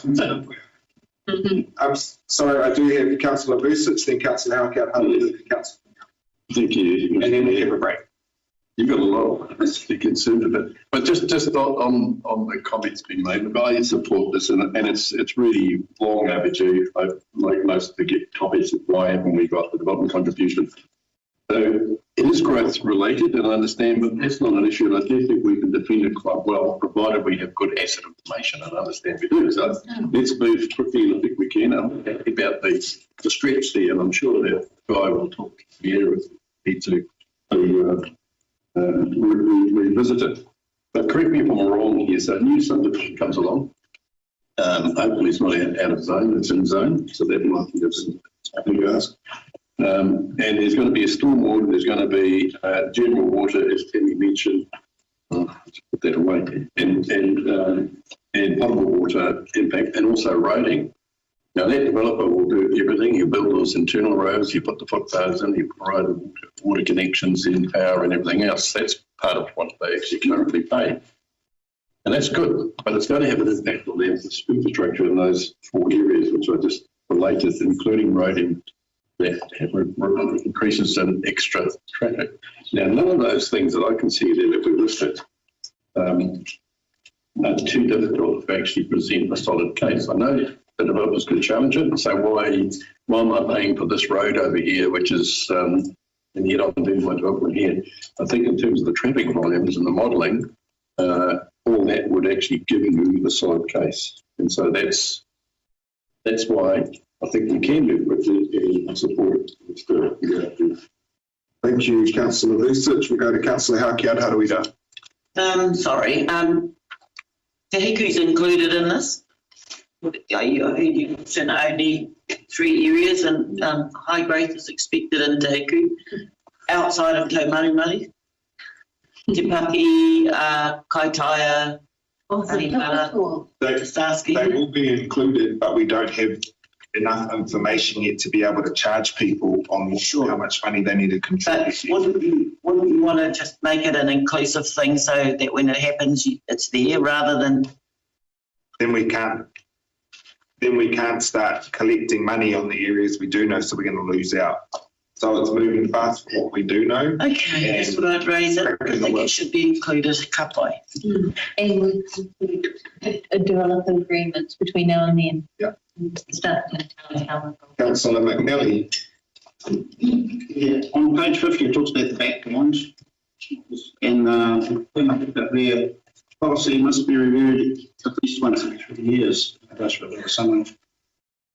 In the 2015 paper, under proposal, the council are proposing to remove the requirement to pay the development contributions for that time being. In the page to 59, development contribution policy statement. For the term of this policy, council will not require development contributions. So what is the policy term? Is the development contribution still there? It's just there's no requirement to pay. My question. Our policy is to not have a policy. No, not the way this reads. There's still a policy, there's just no requirement to pay. Yes, so in the development contribution policy speak, you talk about requiring development contributions. So you either require development contributions or you don't require them. So why don't you just change it to we now require them? Because we have to provide a ton of evidence to make that change. If the policy is just sitting on the shelf. Okay. So then the form of the policy on page 65, it says the policy needs to be certain, e.g. it uses clear wording so people will understand what they're. This is confusing. I mean, if all you did was where you are no longer required to pay, why don't we just change that? You are now required. Well, one of the schedules like I put a stop. Crazy. Anyway, mate, it's not a. On page 70, the Morrison Lowe report, it speaks about the water's assets. And then it says, we do not consider there any benefit of preparing development contributions. And then it goes on, that you require a robust development contribution policy. It's sort of, to me, that statement is we'll let the developers carry on and great power pays. That makes no sense to me. It talks about capital works programs on page 71. Key projects related growth, including the cost, plan capacity, timing. This is all the things we've got to provide for. And then it refers, bottom paragraph of page 71, we understand councillors recently entered several, it's talking about Whangarei District Council, I think.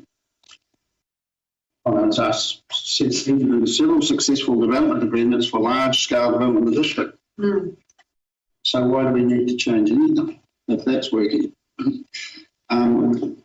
There's another one here somewhere. And then under their summary, it talked about next steps. And there's a whole lot of work there, which I guess is what's being discussed, including that any of the works program has to be reflected in the council's long-term plan.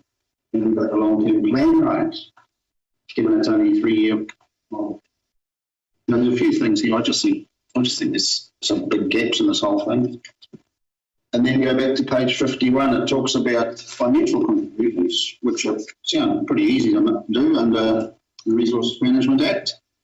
But it doesn't refer to collection. What stage of the process? Is it just resource consent?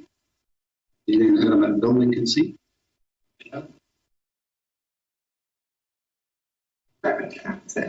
Yeah, would you like me to go through them all again? So again, the Morrison Lowe report was written in September 2023. So there are some of the conclusions that were done prior to the Three Waters legislation being repealed. However, we still have that same data that was talked about when they did their original gap analysis. And with regards to the financial contributions, they are collected at, I'll just pass it to Tammy so I don't make a mistake. Yeah. I think what needs to be highlighted is we're in a fast changing environment and we're just trying to respond as quickly as we can and to meet the needs of our community and desire affected members to bring in DCs. So that's why information is just changing. So it's been 10 years. In terms of like what was said in 2023 Morrison Lowe reports, we've looked for opportunities where new information has landed. We've changed course and we're hoping of bringing it back to you now. In terms of financial contributions, council has the ability, if they wish to make it at a permitted level. So if someone came in for a building consent and didn't require resource consent, we do have the options of imposing financial contributions even without a resource consent. So if we go back to the 2015 report, which is Council proposing to remove the requirement to pay development for that time being. I don't know, we just take out the people now. If the policy is still there, it's still there. You refer to an option 1, but you say disadvantages ratepayers continue to fund the infrastructure required for growth. Why? Yes, so we can change our policy to say those words, but we can't actually collect development contributions for any projects without providing some significant evidence that is required in order to be able to collect development contributions for those specific projects. Okay, so the key of this whole report's page 89, next steps. Now, what do you want from us? Approval to move forward to develop a new. Isn't that in December 21, Council approved when the new policy adopted, it's a 24-20-34 long-term plan.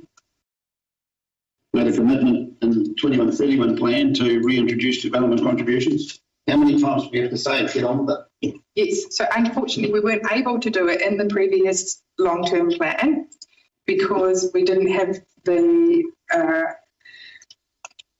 I suppose we have to come back to you to get a correct resolution. So it's a bit of a tick box exercise being in front of you today to get the go ahead. We are working on it irrespective of that resolution. We just need the paperwork from yourselves. So don't need any more money.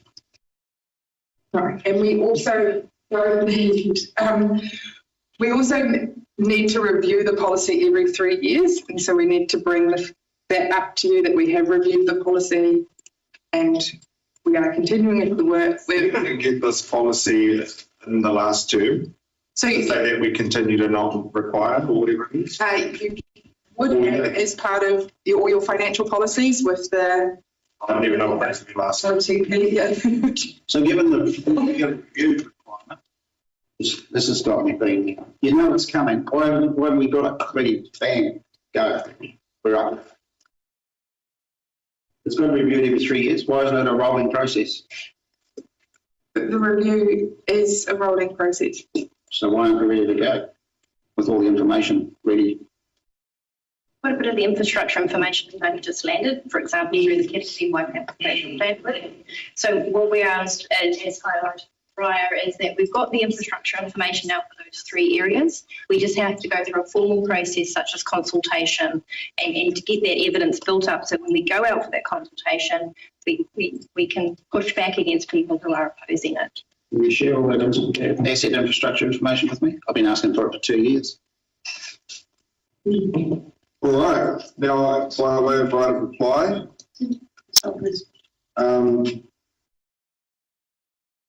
the 2021 report on development contributions that came to the council at that time highlighted 21-22 budget allocation of $50,000 for professional fees to get this happening.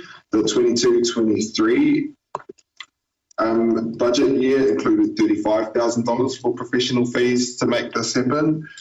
And then we tacked on $104,000 in professional fees to make that happen. And 23-24 had $25,000 allocated for professional fees. Those figures are from that staff report, not what I've just Googled or out of my brain. Thank you, Deputy Minister Stratford, who already used your speaking rights and passed that on to me. So we've already spent, doing some maths, 104, 160, $210,000 in professional fees to develop a contributions policy since 2021, and we still don't even have one. So why amended alternative motion that we've moved, Councillor Boy and I have moved, to show that dissatisfaction, crack the whip, and set an expectation that we move faster for something that this council, multiple iterations of this council have been calling for far too long. Like I said, you will have an opportunity at our March workshop and an April follow-up paper. In fact, we've got December, February, March, April, May, June and July. 7 formal council meetings between now and this deadline we're giving you to come back to us to tell us more. And we have meetings with our chief executive every second day. So I ask elected members to support this motion that's on the table and the dates that it is highlighting, so that we can get on and get things sorted. Then I'll put it for the vote. Those in favour say aye. Aye. Those opposed or abstentions? The motion is carried. And now we will have a break for 15 minutes until 1:05.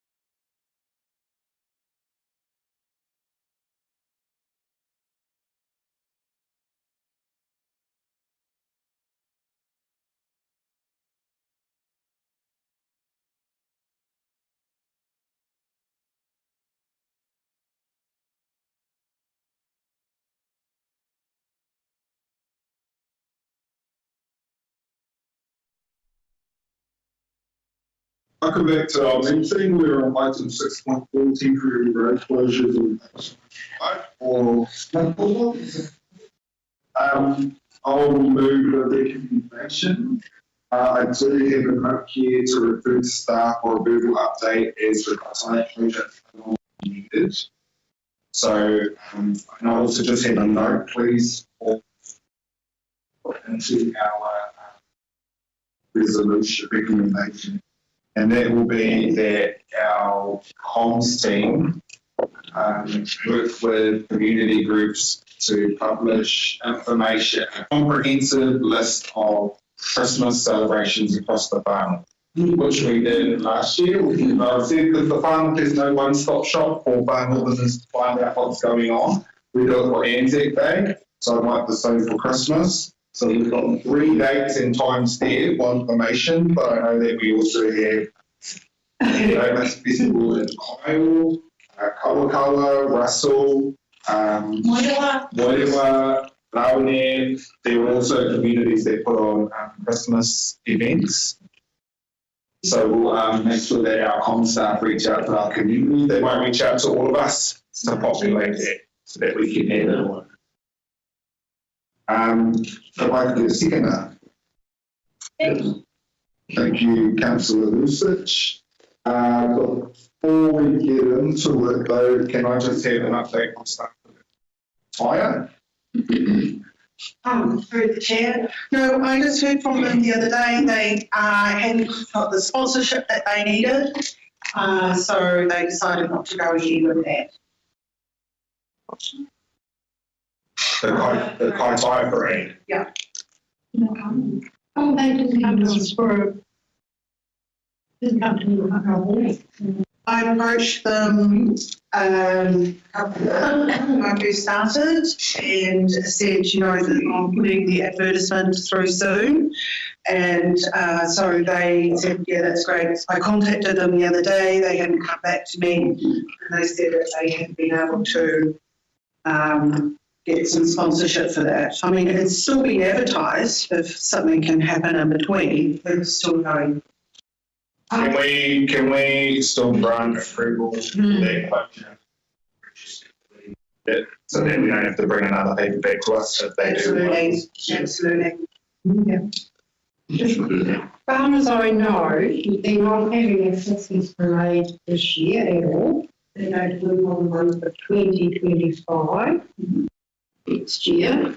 But they're having a Christmas festival, fireworks and entertainment on the November the 23rd, I think it is. Is that the Saturday week? That's what I've been advised. Yeah. For any traffic management plans for that. Yes, you won't need them for that. So we can safely strike that off our recommendation then. Right, we'll remove Kaitaia and the closures for Paihia and Kaikohe. And then the 23rd of November, which is Saturday. Which means our comms team and Kaikohe is the following weekend, so it means our comms team will need to get something out early next week. Through the chair, there's just one more issue with Memorial here. It will actually be closed for the parade. We've actually changed the direction of it this year so that they're not closing the main road and having a huge detour. So they are aware that people will be coming from New World and also from here, so it will be stopped going.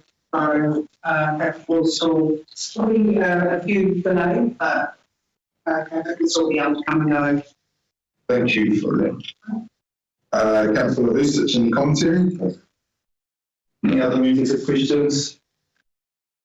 Okay, we'll put that to the vote. All those in favour say aye. Any opposed or abstentions? That's carried. And we'll now go to item 6.5 on page 101, which is our committee recommendations and resolutions. Councillor McNally, seconder. Aye. Councillor Akina. Councillor McNally. Akina. And we will put that to a vote. All in favour say aye. Aye. Those opposed to abstentions.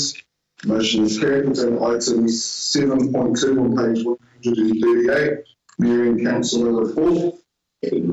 Moved by Councillor Rees, if I could be the seconder. By Councillor Lampielli.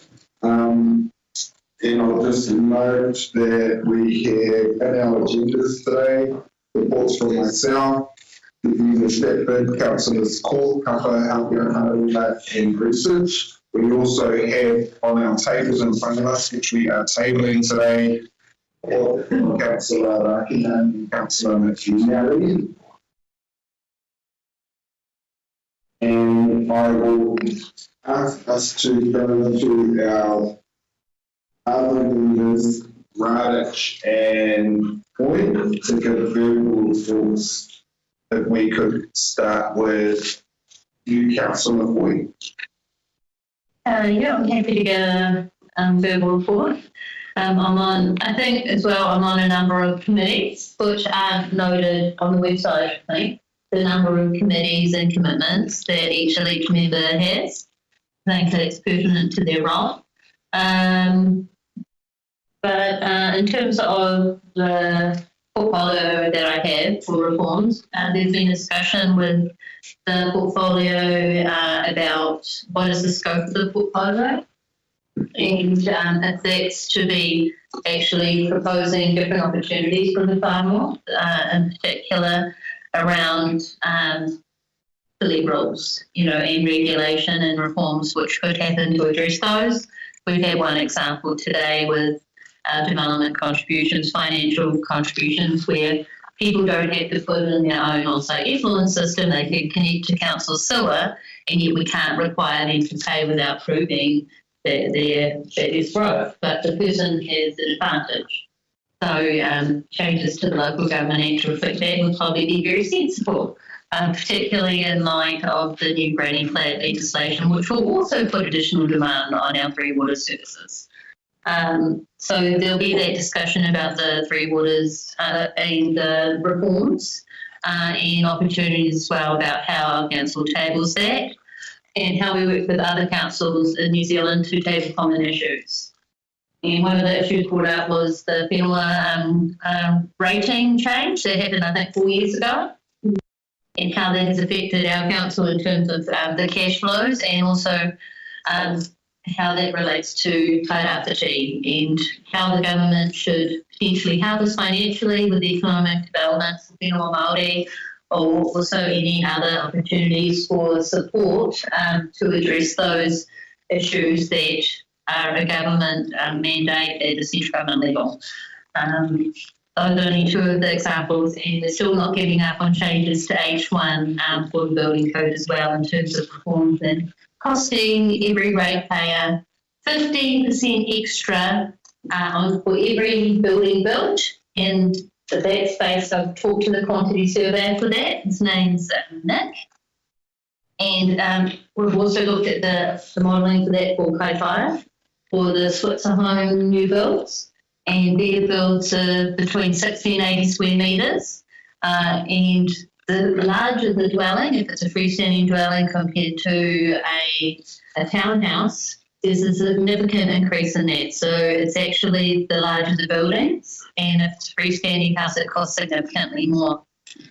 So hopefully we'll make more progress on that so that we can make every house in our district cheaper.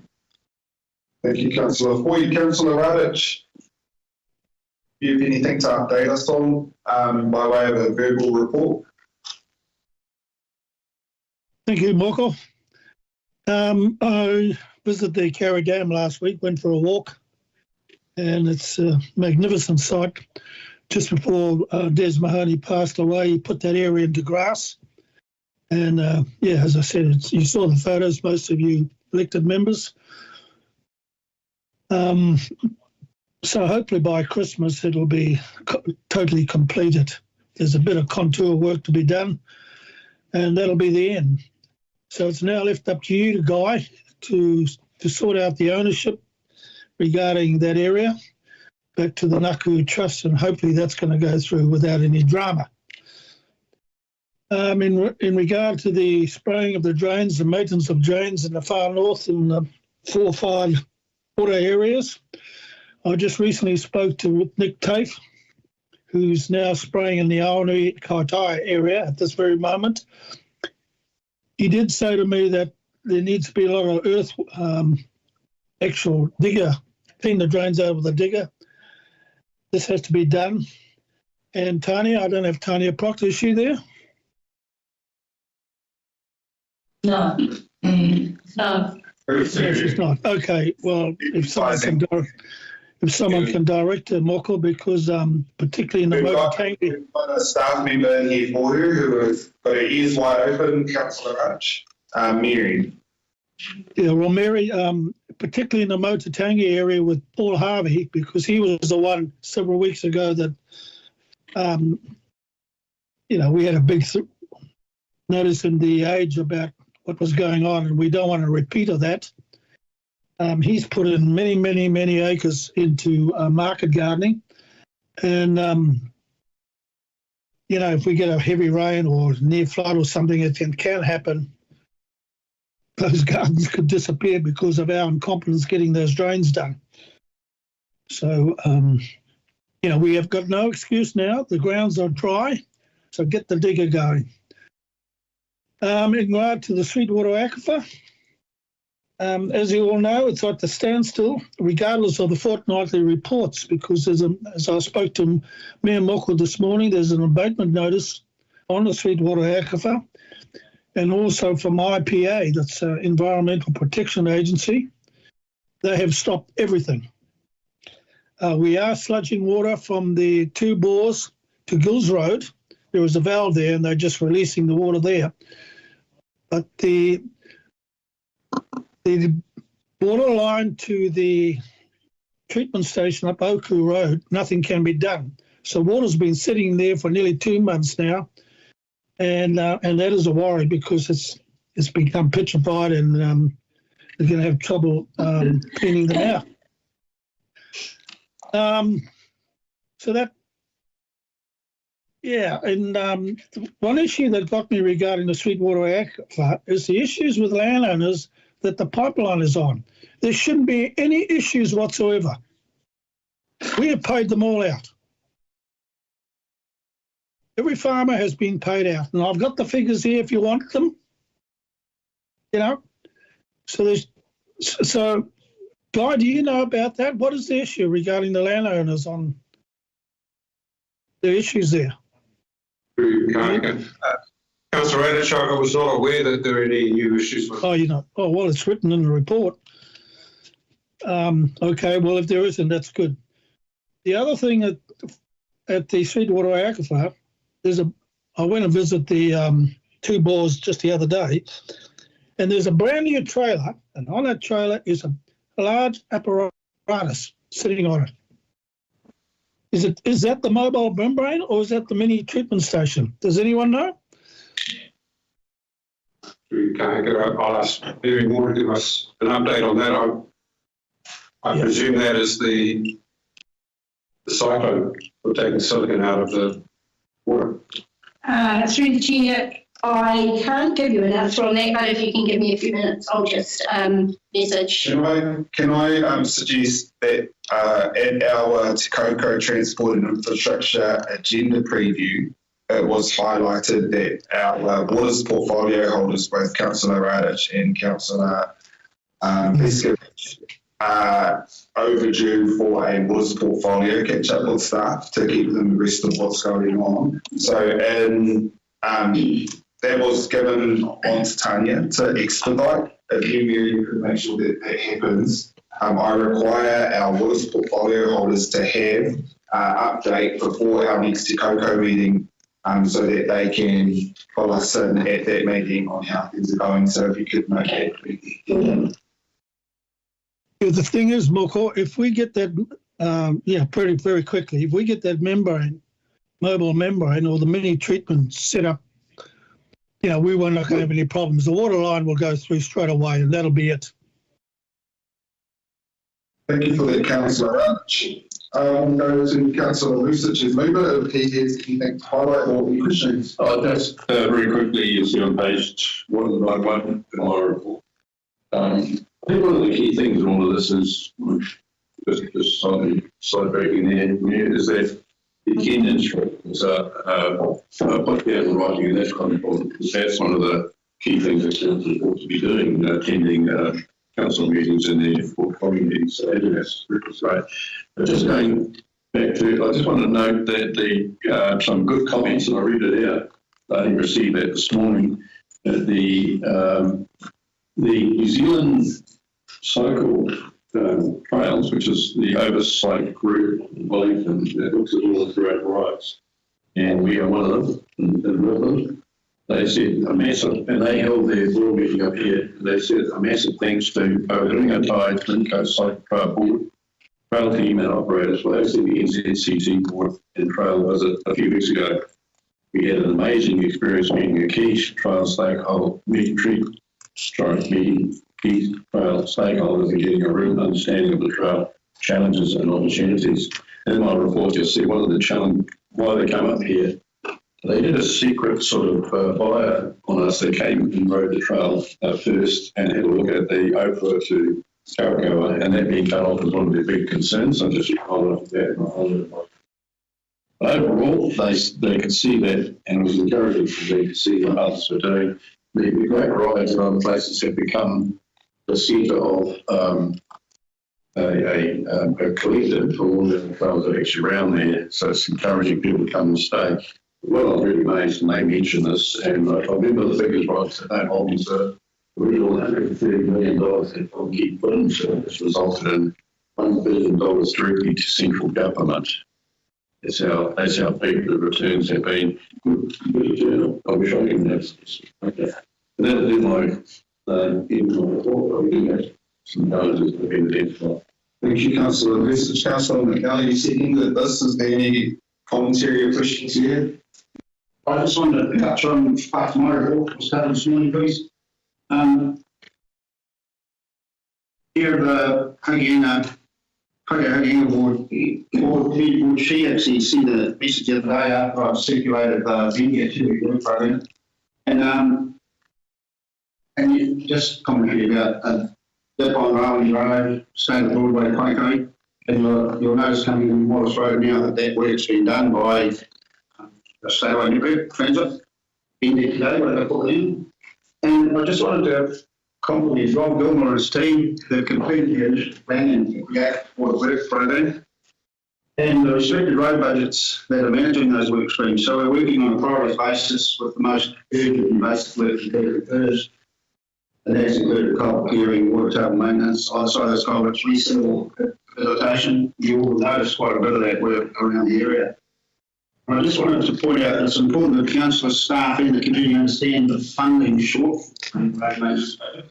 Be aware that budgets can be moved around between certain funding parts. The areas highlighted to maximise the use of the available budgets in line with the Transport Minister's basics message and start working on providing some information on cost shortfall in various priority areas to see what we can do to move money into program works without impacting long-term gains for the service.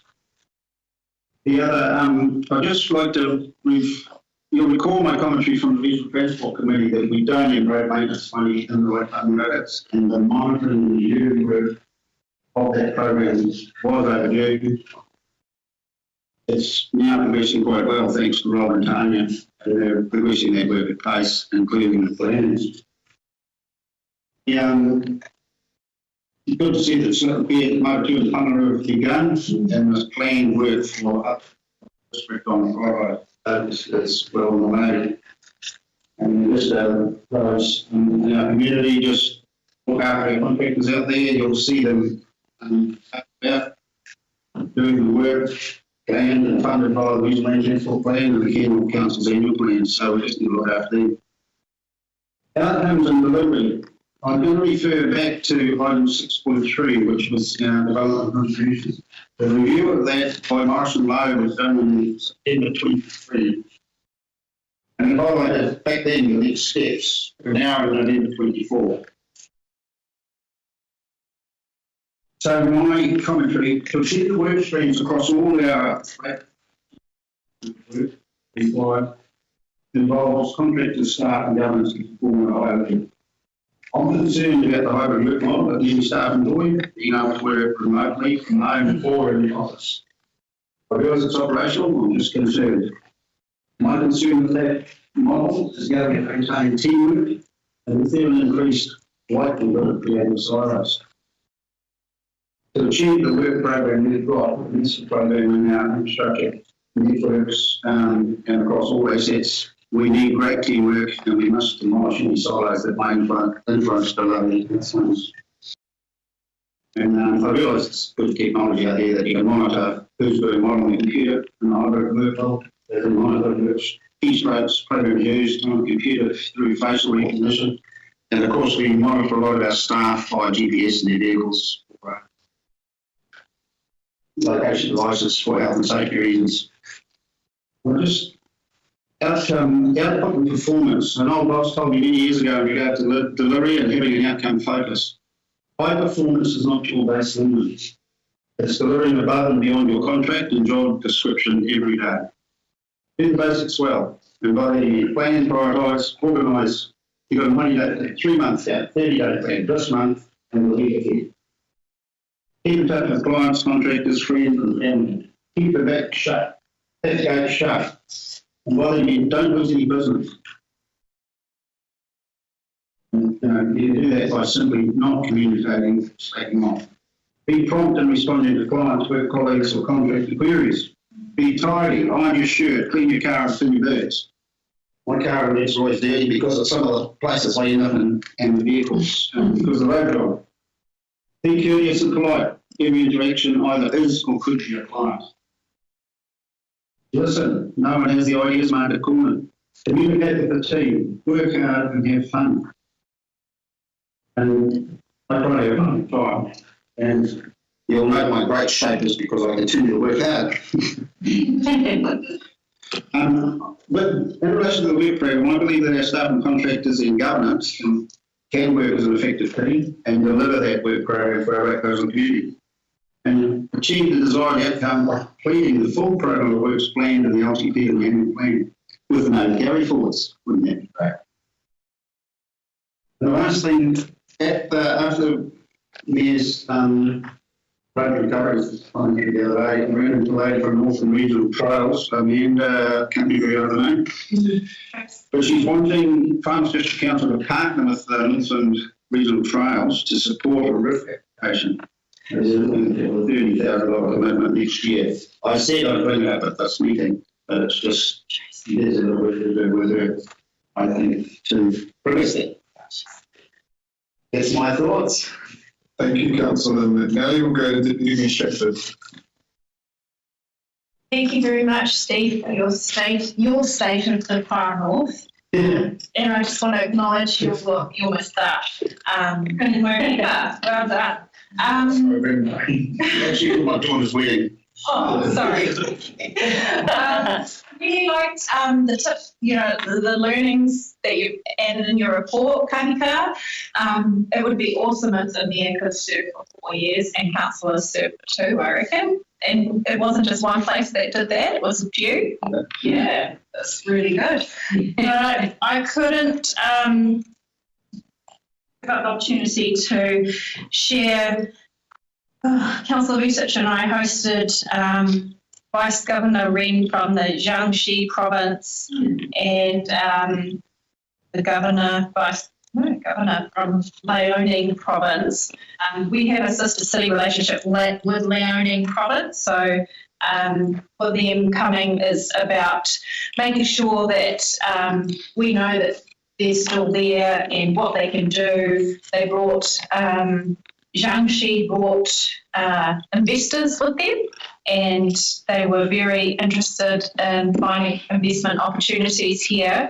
But they were more coming to share the beautiful things that you can do in Jiangxi and Liaoning, because as we know, they don't market like mainstream countries do.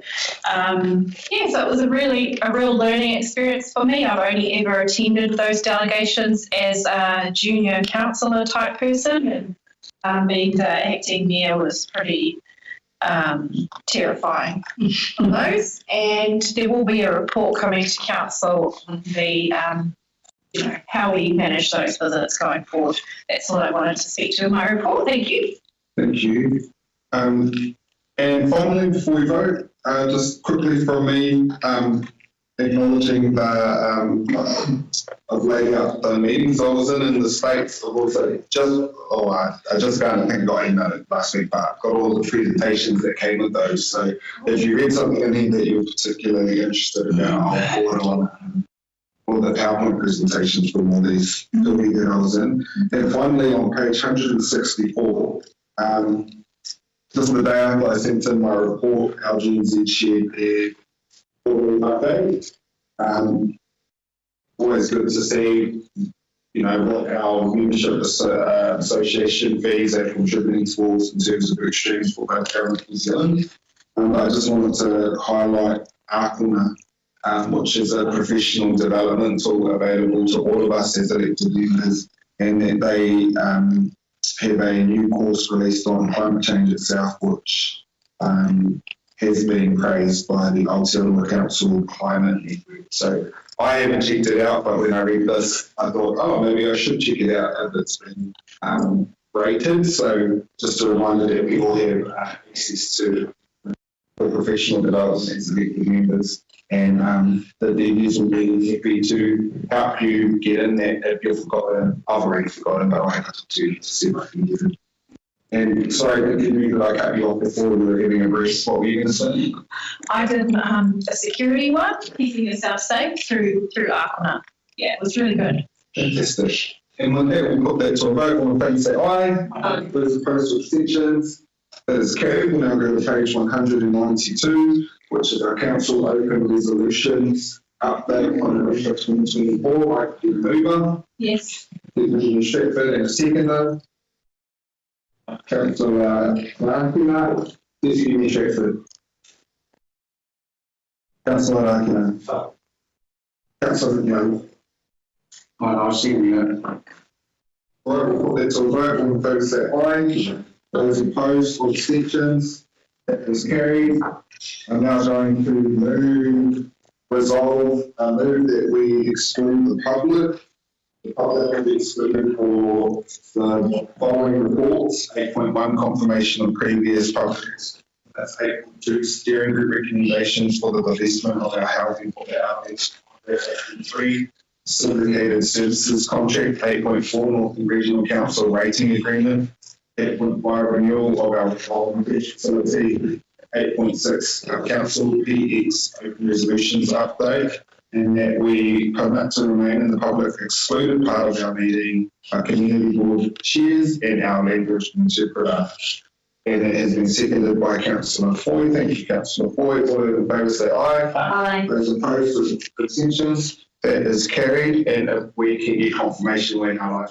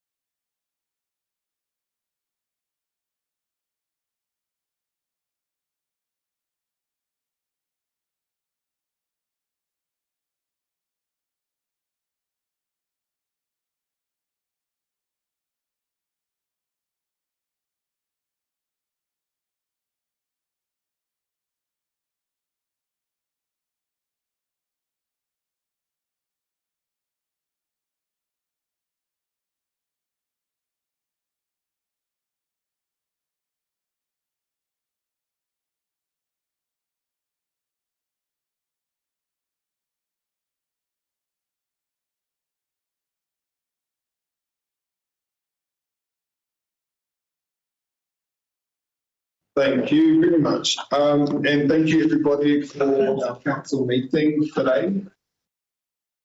Is that 1:30? That's pretty good timing for the agenda. You're all very welcome. Before I close with karakia though, I just wanted to I understand that our State of the Far North address is going to be available for video from tomorrow. So I just wanted to pass on congratulations to our communications teams, Ruben, our I forgot the PC name, HR team that we're heavily involved, and also our technical team did an amazing job, along with all staff for bringing that event together, because we got really great feedback and great feedback as well, the things that we could have done, which is really great. And I also, just before we close with karakia, I wanted to acknowledge Jonathan, who has his last day with us here at the Far North District Council tomorrow. Don't ask me for a reference. All the best for the future, Jonathan. Thank you very much for getting us through the road to recovery at LPP. You will be missed, mate. Yeah. And with that, I'm going to stop the karakia. O te tapu o ngā kōrero iri here ki ngā pātua o tō tātou whare ki ngā mahara nei sanctity of the words and ideas expressed today resound within the chambers of this room. Have a great afternoon.